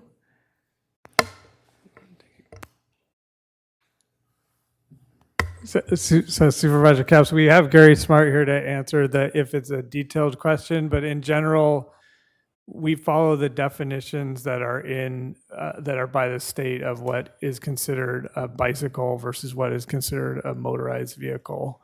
And most of the e-bikes that you see out there today fall under the threshold and the governance for being classified as a bicycle, essentially. So it's under the same governance So meaning as that their bicycles. licenses aren't required and helmets aren't required? They have, I think they have, Gary can correct me if I'm wrong, but I think they have just the same general rules as bicycles in terms of all of those things. Okay. I believe the law is that anyone under 18 has to wear a helmet, regardless of whether it's a electric bicycle or a normal bicycle, right? But it's over 18, it's discretionary. Is that what the law is, Gary? That's a Gary great comes up, question for my household. Chairman, yeah, that is correct. 18 and under, or under 18 has to wear a helmet.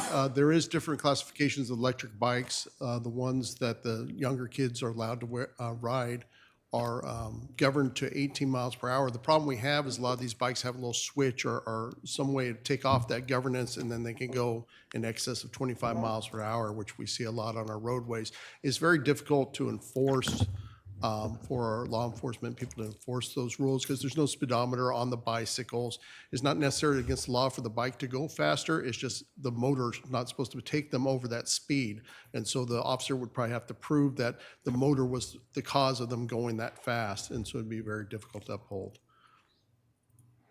Thank you. And I don't want us to veer too much from this program, but I do see this as a issue to grapple with of, these dividers are being put in for a traditional bike, but yet the lanes are being used by basically, a moped in a sense. And so I just have a lot of growing concerns as particularly as a mom, this is something that a lot of parents talk about because their kids are getting these e-bikes and they're quite young and not licensed.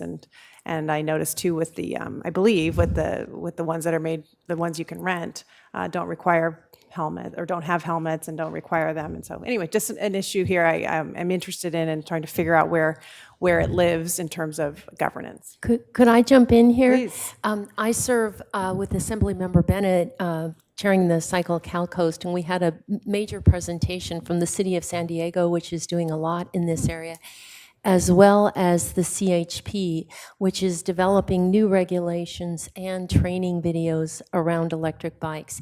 And Ken Epperson in Traffic Solutions has presented a little bit before SB CAG, but it's an emerging issue for sure. Thank you.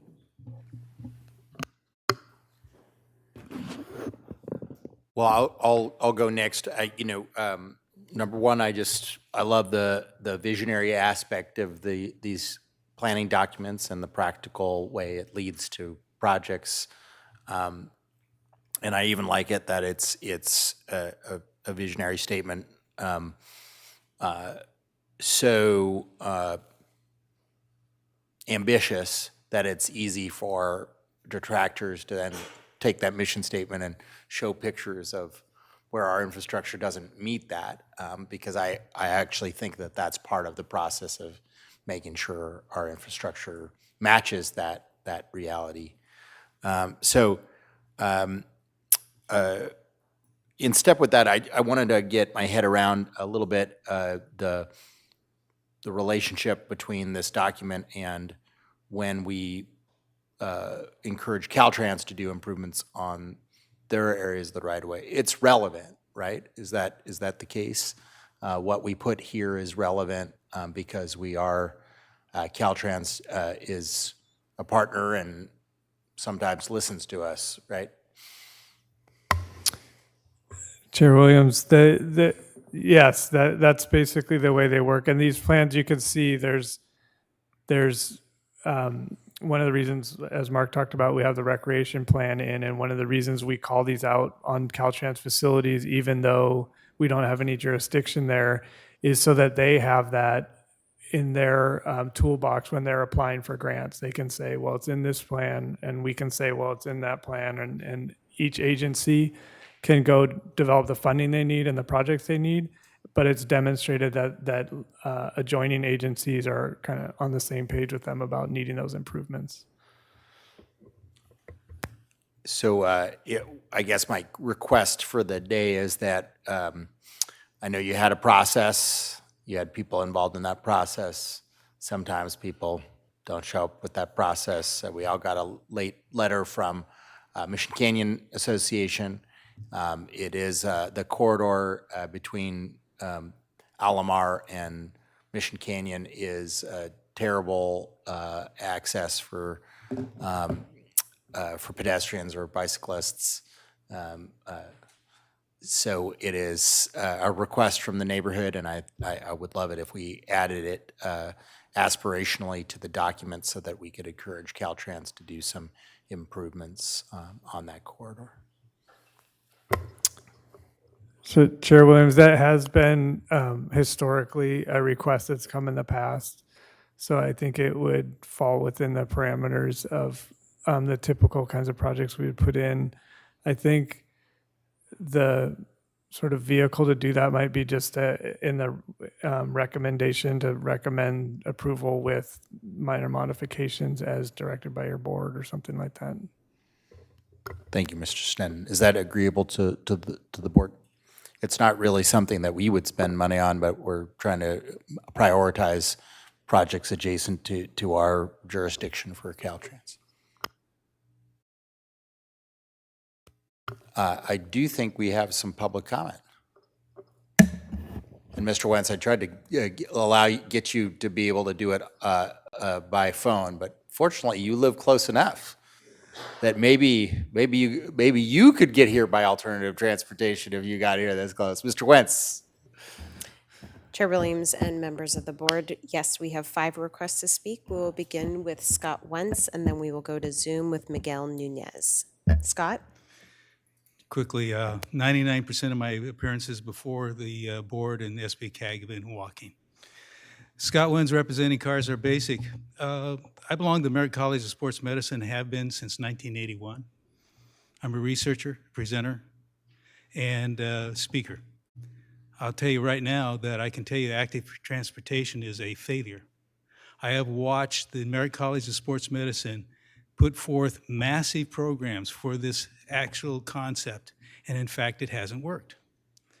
So what are you going to do now? You have a classic example just going right up Garden Street from this location called the St. Francis Traffic Plan. It failed massively. It was backed by the Bicycle Coalition. It was backed by the Bungalow Haven Group. It was backed by a whole bunch of people. It hasn't worked. The city of Santa Barbara has, at the time that Chair Williams was on the city council, 25 miles of interconnected bicycle paths. They now have over 40 to 45 miles of interconnected bicycle paths, and they have fewer bicyclists on the street. You have fewer walkers.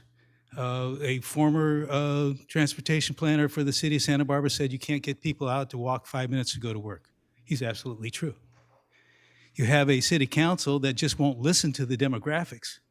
They created a Brown Act violation just last November when they voted for the West Side Capital Improvement Project that includes bike paths on the Mesa, bulb outs and bike paths on the Lower East Side, bike paths and other items on the Upper West Side, and they don't seem to care. The city of Goleta did exactly the same thing approximately, let's say December of last year. Brown Act violations, they don't care. They're not looking at the definitions. We have a problem here, and that problem happens to be the fact that even the state of California is now admitting that this is not working. The city of Culver just said we're taking out most of our bike paths that we just put in. Playa del Rey, approximately 2 years ago, had a rebellion in its residents and said, we will recall you if you don't take this stuff out. San Francisco's seen an absolute cratering of its transportation grid and its its businesses in the area because it doesn't work. It's one thing to fix it's one thing to fix sidewalks and allow people to have a safe place to walk. It's another thing to hammer the streets. And I'm probably over my time, but I can't see the timer, so. 10 more seconds, okay. And by the way, it's starting to rain, so I get to walk back in the rain. We will now go to Zoom, and Miguel Nunez is not logged in, so we are going to Claire Weinman to be followed by Kathleen Rosenthal. Claire?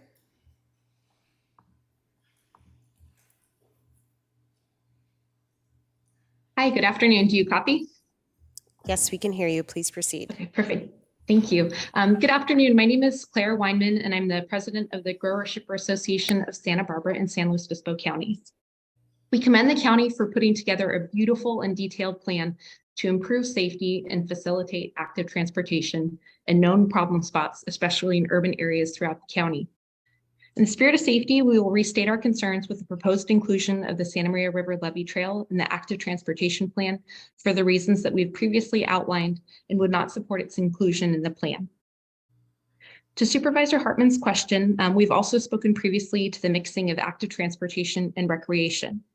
The Trails Project section of the Active Transportation Plan lacks the same level of detail and review as the rest of the plan, and we ask you to defer the inclusion of this particular section at this time. We would like to express the need for additional information on the proposed trails, especially on the Point Sal, Guadalupe to Beach Trail, and the westernmost portion of the Orchid Creek Trail. We believe it's premature for the board to include these in the active transportation plan since there's so much detail lacking, and these particular trails could potentially result in major policy inconsistencies, land use conflicts, and safety concerns. We ask the board to not include these in the active transportation plan at this time, since it's not really clear what's being planned or supported. These trails are a better fit for the recreation master plan or standalone projects, depending on the particular facts and circumstances. We encourage the board to start implementing some of the beneficial urban safety projects outlined in the plan that are consistent with county policies and compatible with surrounding land uses, and defer inclusion of the North County Trail projects in the active transportation plan at this time, since they have unique environmental, economic, and legal challenges that require detailed study and contemplation. Thank you for your consideration and responsiveness to these comments. And do I have any remaining time? Yes, you have 1 minute.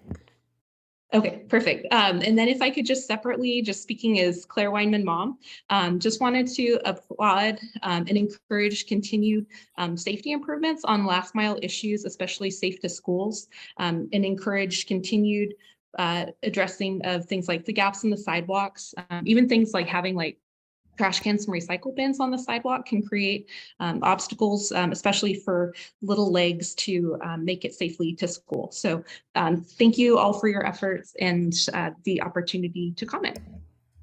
Thank you.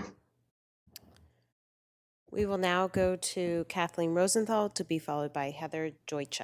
Kathleen?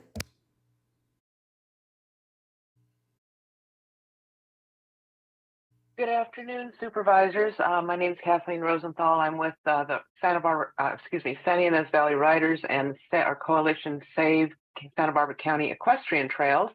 I'm also speaking as an individual because we reviewed this ATP, and we are very glad to see that there was many areas where we would like to see trails, and we would also like to commend you for having mention of equestrian concerns in this ATP.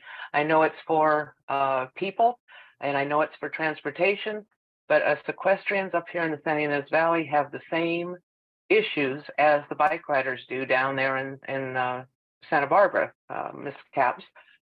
We wish to have separation. We wish to have an area where we can have slower areas to ride.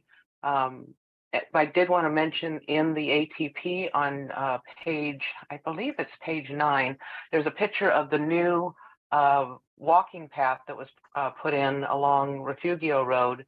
And you'll see on the right-hand side a walker. And then on the left-hand side, you'll see where the future equestrian trail is going to be. And this, in our particular area, could be a model for trails along some of these corridors and would serve everyone in the Santa Ynez Valley area. I did want to commend and congratulate Chris Snedden, Jeff Lindgren, Mark Freelander, and the consultants that worked on this for collaborating so well and for taking the public comments into consideration. We recognize that there is an intersection between transportation and our real concern, which is recreation trails for equestrians. And we are happy to see these, the Parks Department and the Transportation Division work so well together. And we hope this continues through development of the Recreation Master Plan. We also, as a final thing, wanted to mention that we as equestrians are especially interested in the river trail and the also the bicycle component and the hiker pedestrian component of that project. We fully support it, and we would like to see that happen as soon as possible.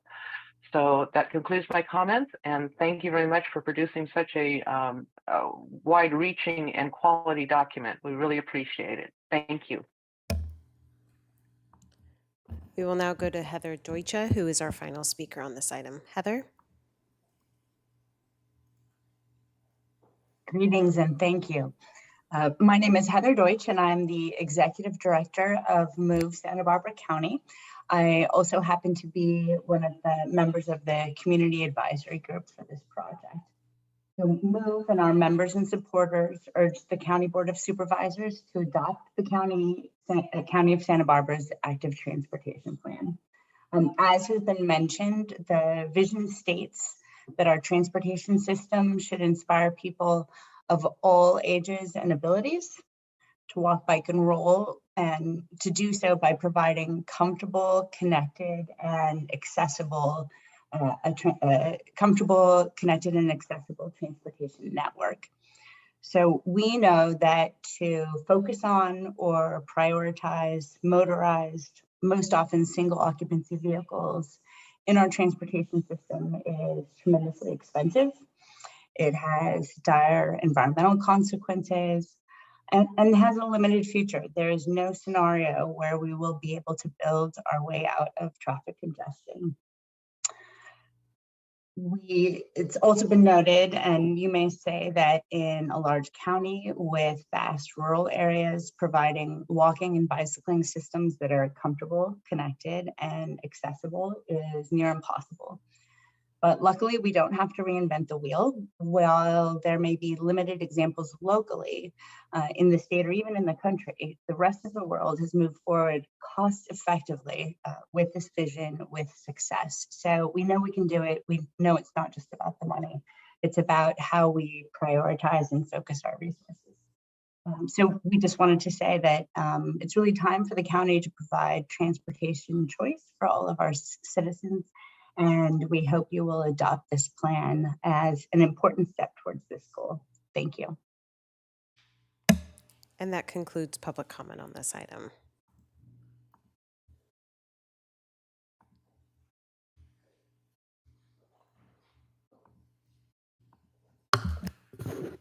Is there a comment or a motion? Supervisor Hart. I'll move A and B on today's staff report on the active transportation plan. And I'll second. You'll second. Is the maker, motioner, and seconder willing to add the corridor? Mission Canyon. Yeah, the foothill between Alamar and Mission Canyon. Yes. Absolutely. As an addendum or however you can accommodate it, given that you've already got it really well formatted. If I could make a recommendation, Chair, it would be great if you could include just sort of broader motion to make changes to, there was a typo or two in the document that we could clean up as well as part of your motion, and the inclusion of the additional corridor. Of course, any errata, any small minor changes, as well as this more major one. Thank you. So that's good with the seconder? Yes. Great. And Chair Williams, members of the board, my apologies for the interruption, but I did just want to note for the record, my office did just receive that letter from the Mission Canyon Association and have uploaded it online, and we are in the process of getting copies, so that will be available to the board and the public. Thank you. Okay.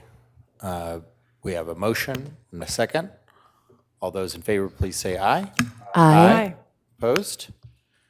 We are now going to recess for closed session. Would you like to give us a preview?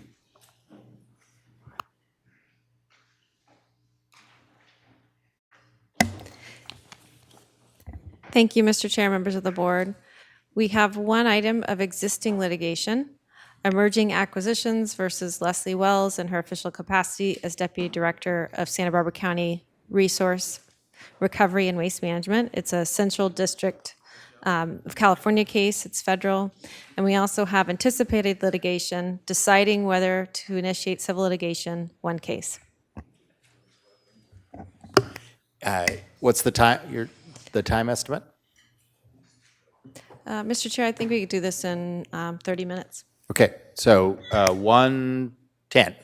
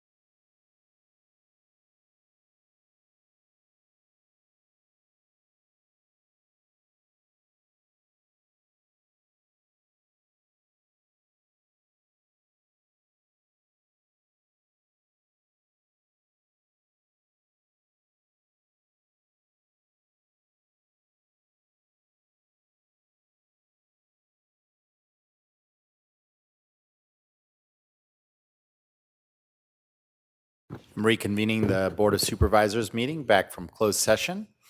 Can we get a report from closed session?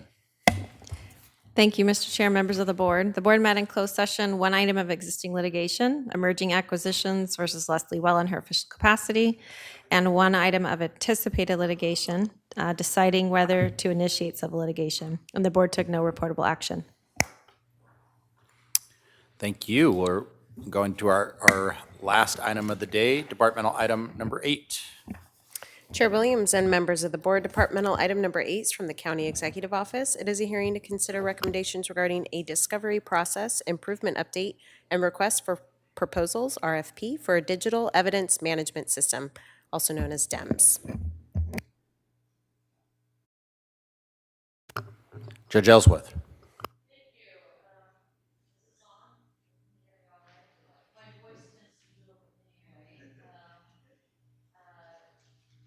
Chair and board members and CEO Miyasato, I am happy to come before you today to bring to you kind of a dual thing, and that is a report back on one of our initiatives that we've been working on for a very long time, and I will explain why we've worked on it for a very long time in this presentation, as well as a request at the end of that in order to present to you the option to support a release of an RFP.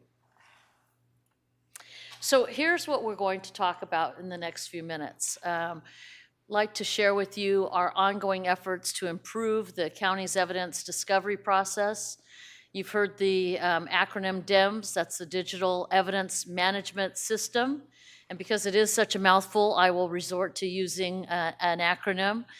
I have to tell you, if you can look and take a, like my grandson likes to do, is a photograph for your memory and your mind by just clicking this moment in time.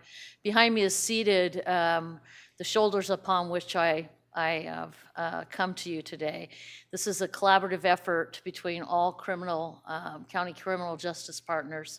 I have behind me much of the team as well as the leaders from those teams that have really gone through this last 18 months plus in a collaborative effort. And I'm sitting next to me is Sarah Gill, who has been an integral part of shepherding the cats and corralling us all in times of trying to work this out and come before you.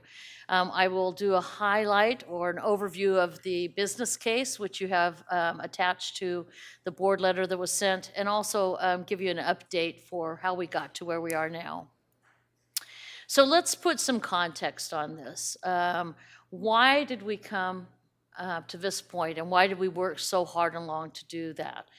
Evidence, or what we call discovery, is now increasing. I know back when I was an attorney and doing some conflicts panel work, I would just get a thin file out of paper from the other attorney. And now with cell phones and photographs and all kinds of digital evidence, you can imagine.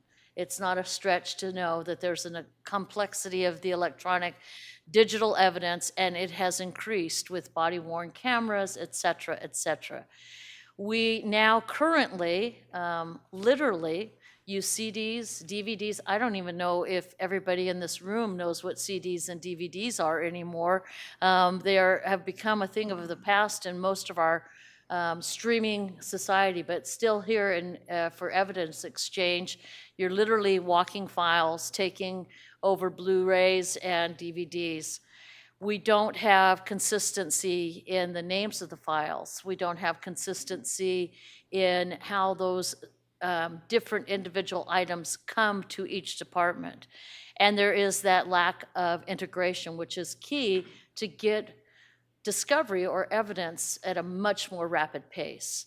So we have a desire to leverage that technology and technology that now may be available to us. That's our exploration and what we're asking you all to foray into with us. With that increase in electronic discovery, we need to look at a procedure that can be institutionalized and processes that technology can help us handle this growth, and more than just that, come up with a strategic longevity plan so that we're not just crisis management, instituting crisis management tools. So originally, this came as a request from the DA's office for a request for a DIMS.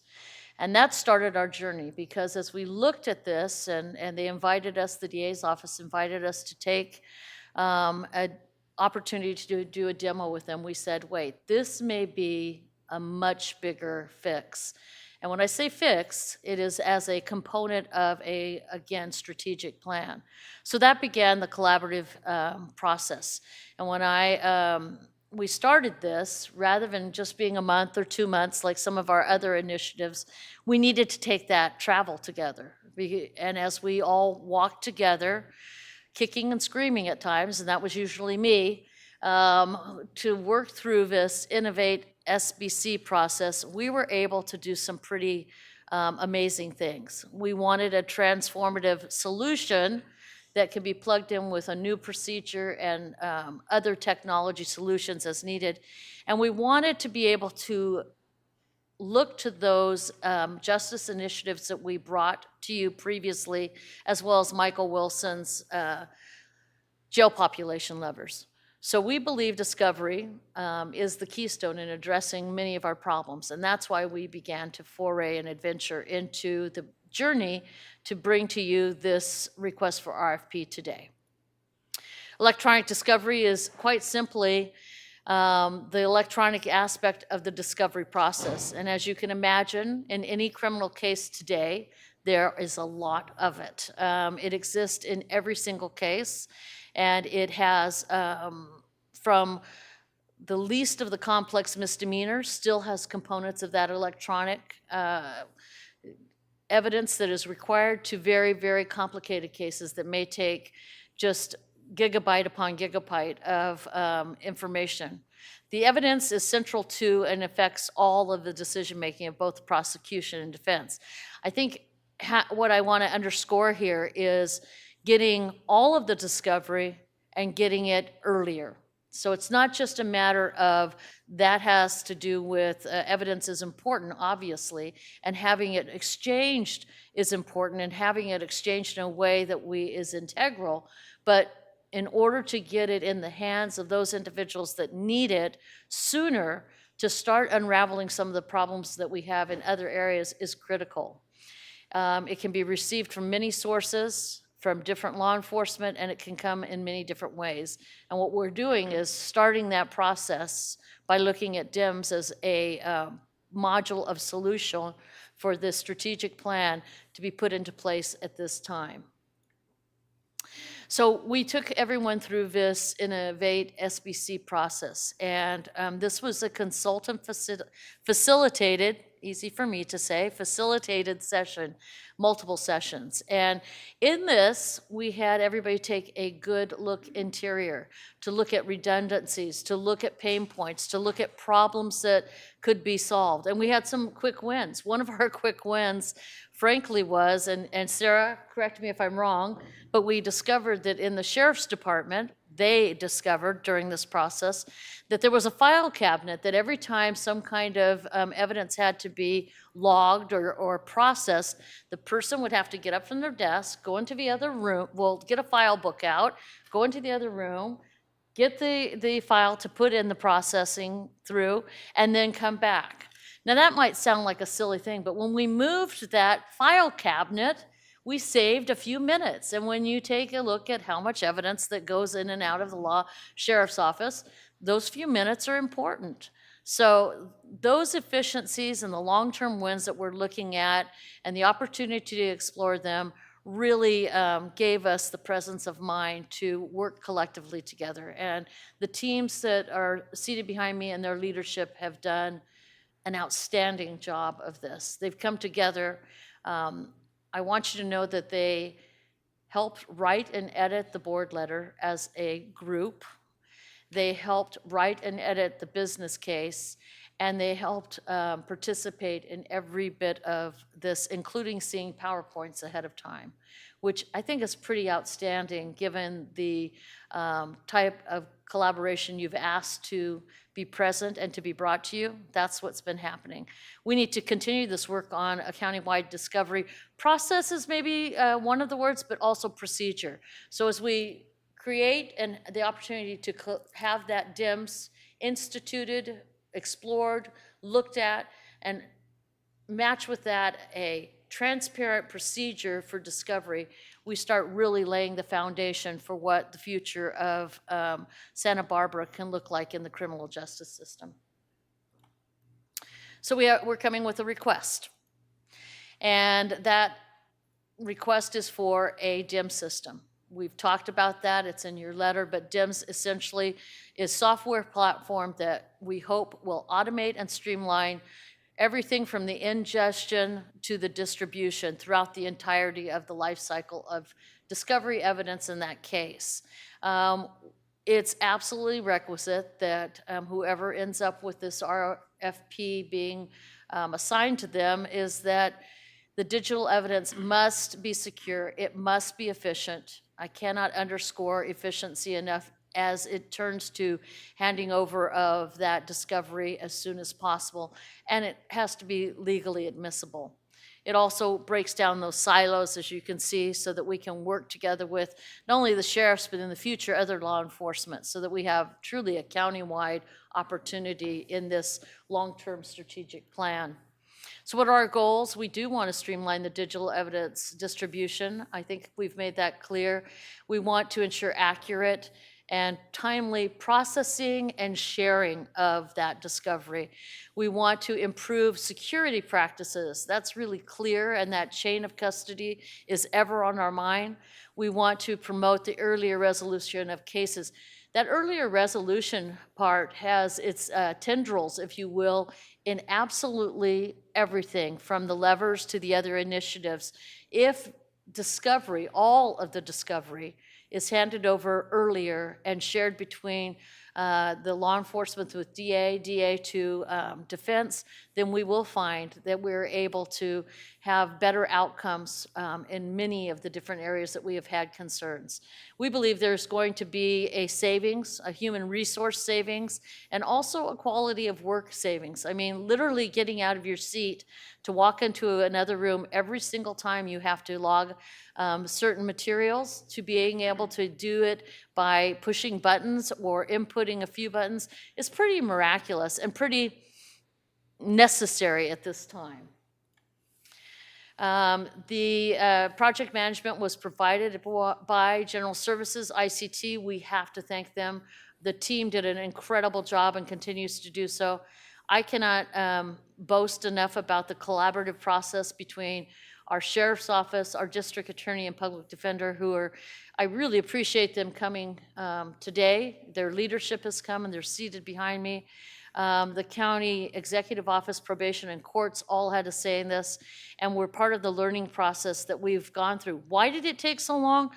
Well, we had to figure out what our problems were. We had to figure out what our fixes should be, and we also had to come together so that we could start to create a house, I would say, of efficiency and access to justice. So what we've done now is we've done the grading, and I think the DIMS is the next foundation, and then we should frame it in procedures that are able to be transparent, and then we can use technology to start to wire a smart home, if you will.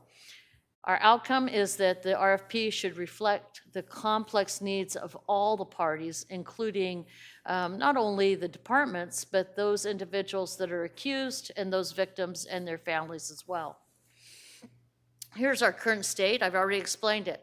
We manually do things, and there's problems with those things. There's problems with the chain of custody. There's problems with the prosecution getting late discovery or discovery that they didn't know about. There's problems with the sheriff's department having a deluge of information given to them on cases from all kinds of different mechanisms. And there's clearly a problem in our current state of having the discovery that the public defender and defense needs to be shared in its entirety and more timely. What is our future state? The goals, what we're working toward is to really automate in a cloud-based solution. DIMS is a very big part of that solution.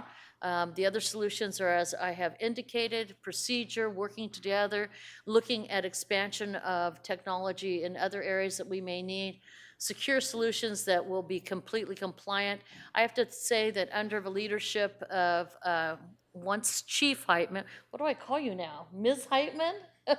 Our own Ms. Heitman, we have been able to really pull this into our criminal justice partners meetings and work through that as well. We need to get discovery to be received sooner by everyone.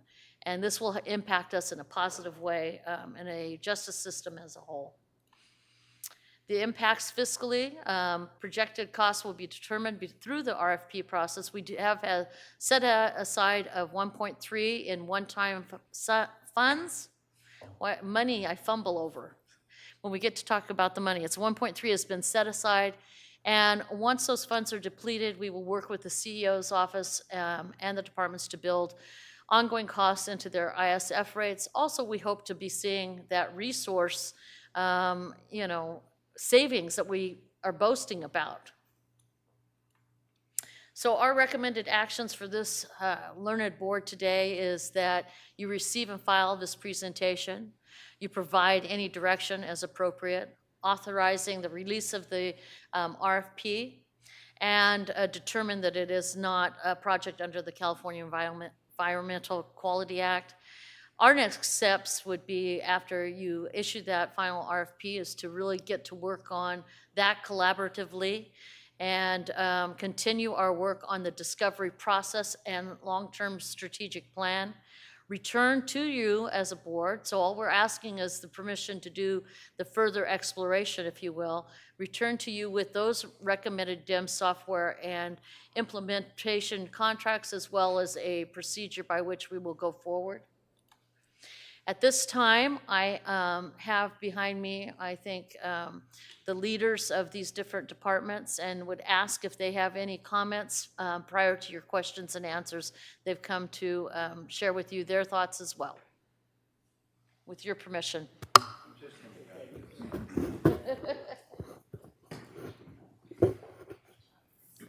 Chair Williams, members of the board, the one thing I want to emphasize on behalf of today, the team, is this is not a shiny new toy. This is an absolute necessity for us to move forward. Every individual accused of a crime has a constitutional right to timely, accurate, and complete discovery. Outside of throwing a whole lot of manpower at the problem, which still has problems with efficiency and accuracy, this is the means that we are going to solve that problem. And whatever evidence is out there, the defense has a right to, and it is the sheriff's duty, it is the district attorney's duty to assemble that in a complete fashion and present it to the defense. And until all that information, what we call discovery, is presented to the defense, they can't possibly represent their client's interests fully and adequately. So I just want you to know we are not looking to do something cool. We are looking to do something necessary. Thank you. Questions, comments from the board? Supervisor Lamanina. Thank you, Mr. Chair.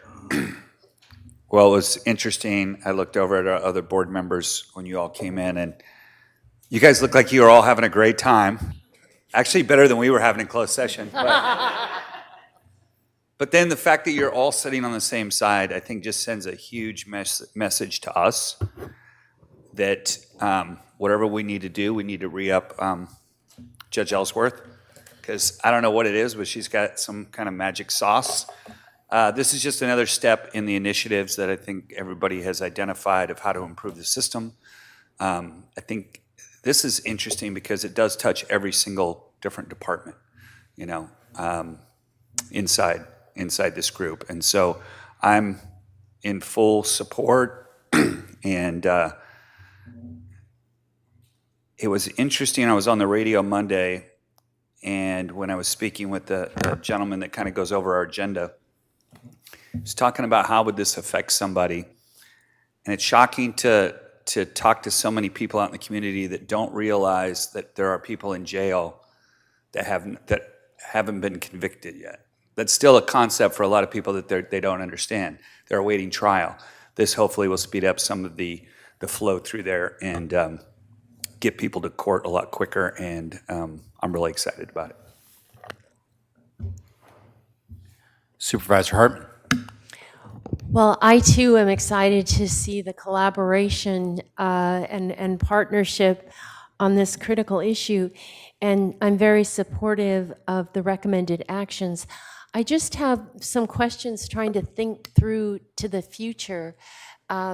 This is kind of an illustrative case of how our countywide IT works with a set of partners, and especially as we have to expand this to probation, the courts, the police, having that in mind. So you've said that you're already coordinating to some extent, but maybe this is a CEO question or for a CEO Heitman.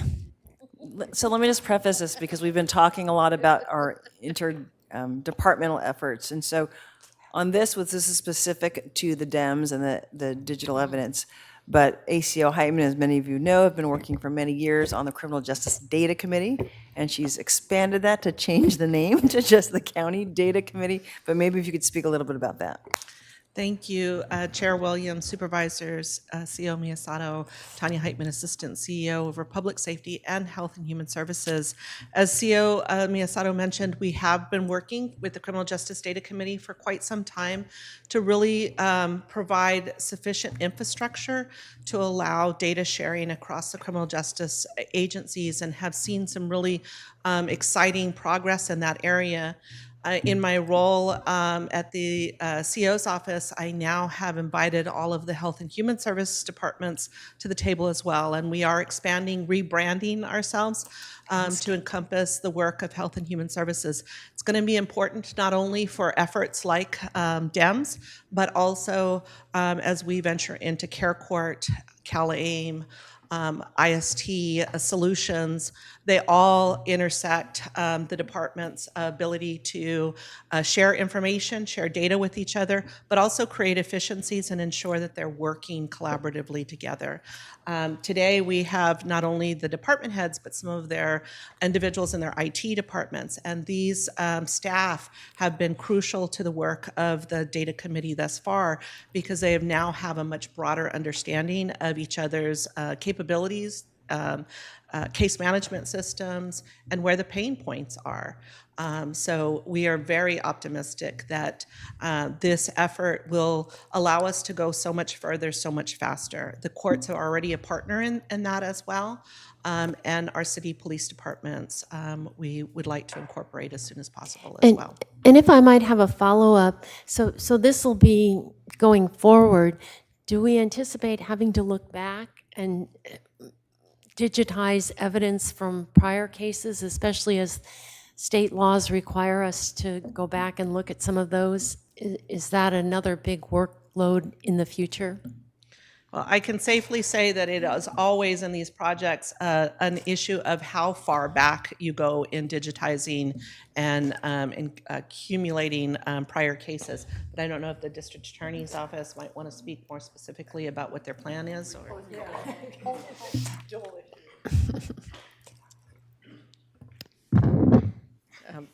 Thank you. So on the digitizing part of the older cases, most of that is now stored in Iron Mountain. It would be virtually impossible for us to bring that in and cost prohibitive. Deepak could answer that question because we've explored that, but we do have a lifetime duty to hold on to our clients' files.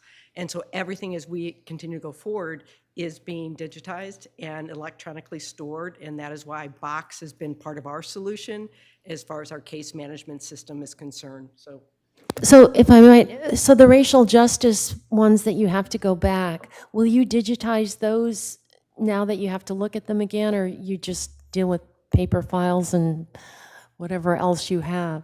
Given the volume of matters that we anticipate having to review, I don't have a strategic plan for that yet. Deepak may, and Angie. Deepak, you want to answer that? And I apologize, but it's going to be thousands and thousands of cases.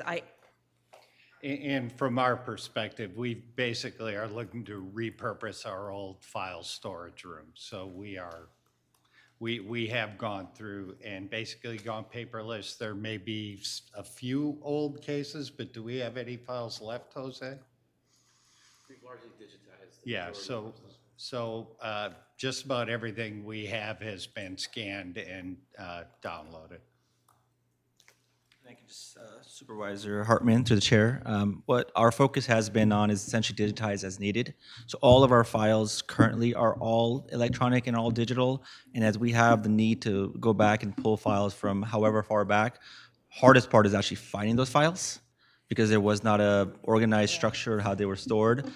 And once we find those, we digitize them so that way our staff is able to access those files as needed. And so that's been our approach. And I think similar to the DA's office is as we need to digitize archived files, we'll do so. So now you'll have some kind of a framework that there's a common way of structuring how you file it so anybody can get access. It'll make sense. Correct. I think, I don't want to speak for the DA's office, but whatever we're doing in terms of archiving older files, we're organizing them based on our current structure. And again, the DEMS will allow us a way to organize everything, centralize it, and pass it around from agency to agency. Okay. Supervisor Capps. Thank you. Thank you, Chair Williams. Yes, I mean, the energy and excitement is palpable, so thank you for the enthusiasm. I just have some kind of questions about how is this actually going to work. It means training a lot of people, I imagine. I don't know how many dozens probably of people to actually do the implementation. So if you could just give me one example of a procedure that indicates the commitment to not just start something that was long needed, but actually make it work and make it work for people that we're serving. So I think that is a great question in that part of our exploration with the DEMS with this RFP will be a better understanding of just how many people need to be trained to be able to input. But I think the bigger part of that is making us think in terms of what is our overall plan with procedure. We need to come to a consensus as to when it's received, how it moves from place to place. As far as retraining of staff, it is my understanding, and please, Jose or Deepak or Angie or any of you correct me, that it will be a matter of input will still require humans to do it, but a lot of that work will then be consumed by the DEMS and be able to go forward through that system. That's part of why we would have the software. So for example, this issue of that Deepak just spoke to and both Mr. Savernock and Ms. Makuga is that at least we would have the same file number, and at least we would have a way to pull it down by just instruction of how to get your files and things. So there would be training with regard to part of that. John? Supervisor Capps, through Chair Williams. When the slide showed automation, the digital evidence management systems, the ones that are up and functional now, actually do a lot of that with automation. So these systems will automatically access, for instance, the sheriff's record management system, every section of body-worn camera footage that is logged to an event number, every dispatch, because these are all items of discovery, every dispatch log will then automatically, through the system, be downloaded into a folder. And some of these are currently manual functions. Somebody has to find the body camera, download it, upload it to a link, send it over to the DA's office. We end up doing the same thing to the public defender's office.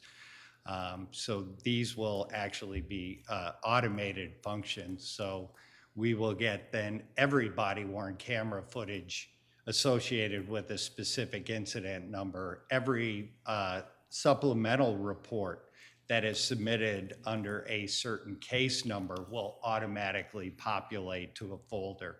These are things that with manual processes sometimes get missed. They have cost us mistrials, cost us problems at trial, cost us to fall short of fulfilling our constitutional duties to the accused.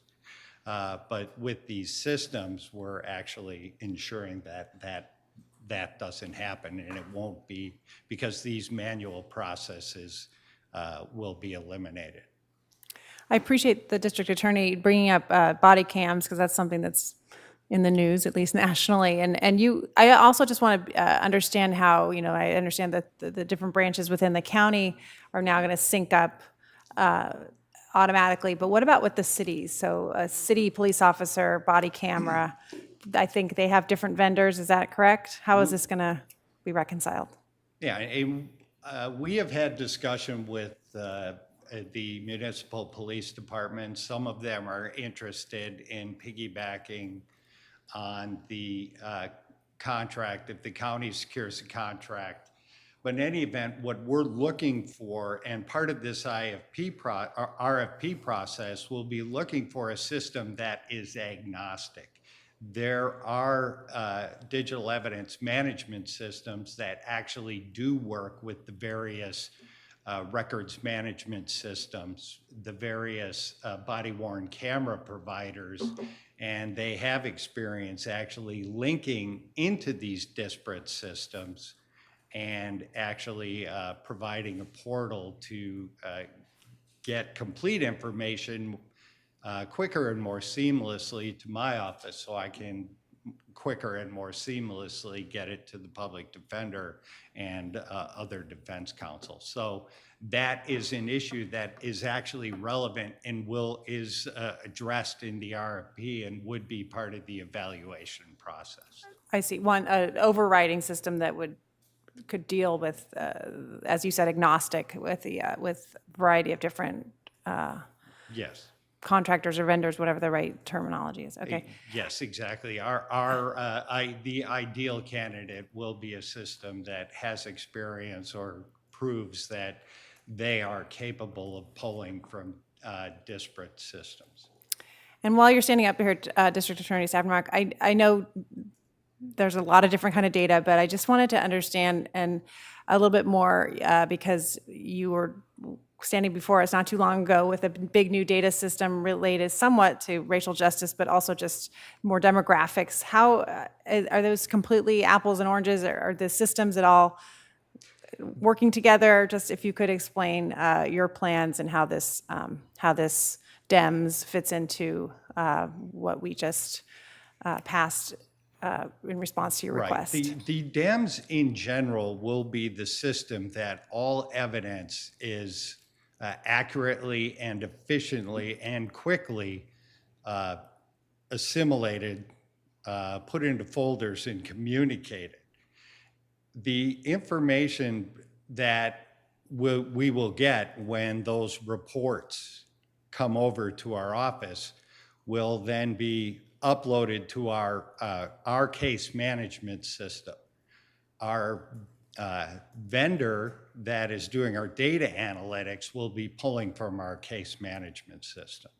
So this does impact it in that all the information, the only information we get about, say, demographics, locational data, racial data, is coming from the reports, which we will now be getting quicker and more accurately from the agencies. And then we identify all the data points from the information we receive, and then we'll be able to extract that to our case management system. So there is a link, but generally those activities will be occurring from the other systems that we had prior board approval for. Thanks for answering my questions. think Ms. Makuga has. The only thing I wanted to add, and only because I think it's extremely important, is the magnitude and the positive impact this is going to have should be articulated from our undersheriff and the genius behind the undersheriff, which is Nimi, on the IT side in the sheriff's department, because what they do every single day, and again, this is why SBC is so important, is when you see things from your partner's eyes and what they do, it really changes you.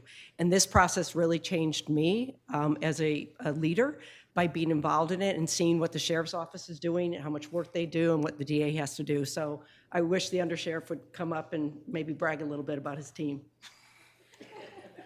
I second that. Good afternoon, Chair Williams and board members. So obviously,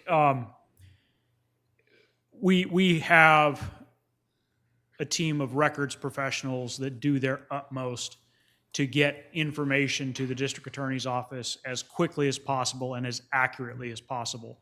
The problem is that information can be in so many different little desperate places that things take time, and if the sun and the moon don't align properly, things can be missed, and it causes downstream problems. And so what we're really hoping for within this DEMS project is increased efficiency that does not require a records clerk to find or ferret out every little piece of information and then put that all together and send that either physically, manually, or manually over an electronic system. But it's simply, okay, this case needs to go to the district attorney, and it automatically captures all of that information and sends it across to the district attorney in one fell swoop. And now the district attorney is not having to do those multiple callbacks about, what about this? I read the report. There's this item that's mentioned, but it didn't come across. I need that item. Again, we're looking for that seamless capacity to capture everything that's needed and make sure that that's sent off when it's needed to be sent off. Supervisors, if I may just, it sounds like you're closing the conversation, but I do want to just say thank you to all our staff. Obviously, Judge Ellsworth for bringing this together. It's been a long process, and my staff, Sarah, who's sitting there as our management fellow, and she's been running the SBC Innovate. And so you hear people talking about that. That's the program where we go through a Lean Six process. Can be tedious, it's time consuming, and all these folks went through it, and I was very impressed with all your staff. But if you could, since we have a few minutes, if you could each introduce who's your staff here today, because the board knows all of you, the department heads, but they don't necessarily know your staff, and they've been really the ones instrumental in getting this done. Yeah, absolutely. And on the sheriff's side, we have Nimi Holman, who is our IT manager. Unfortunately, not here today is Susan Campbell, who is our records manager, who is also very instrumental in trying to find those efficiencies within what we were doing, but also looking forward to how we can do things better in the future. From the DA's side, I have Chief Financial and Operations Officer Michael Soderman, who's actually here a lot, and my IT manager, Jose Alvarez, who has really been doing spectacular work on this project. And on behalf of the Public Defender's Office, Deepak Budwani, who has been here like Michael often. And the true genius behind Deepak is Angie Stoke, who was honored before this board and is an amazing asset to our county. So we're very grateful that she's here today. So we've talked about Sarah Gill, who is that fellow that is, I can't compliment her enough. And with her is also Mark Garcia, who is your own IT project manager. These two individuals have been absolutely critical in this project. And given the opportunity, I would just like to say thank you. I say thank you all the time to the leaders in the front row, but for those behind, they're really the individuals that have made this come through. We're there at every one of those meetings that we had. I won't call anyone out, but at the beginning, there were some thoughts on those Innovate SB, that they were exercises in futility, but they still showed up. And now we see that it wasn't, that we've all learned so much, and we appreciate the pushback, honestly, because you don't grow unless there's pushback. And there was a lot of pushback from all of us, but together we come before you. But it really is these rows back here that are the superheroes in this collaboration. So I really appreciate them, and I would like to thank them.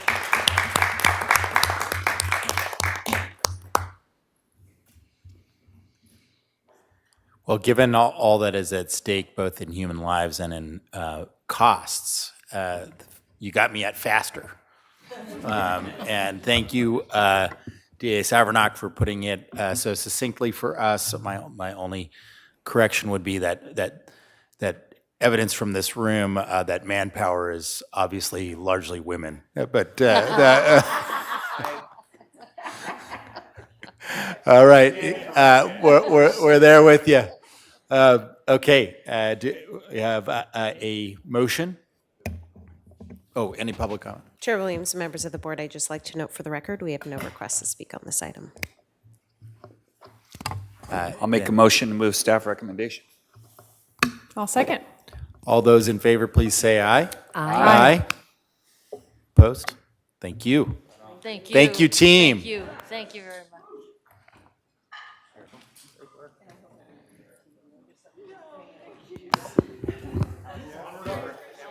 We are adjourned until May 9th in Santa Maria at 9 a.m.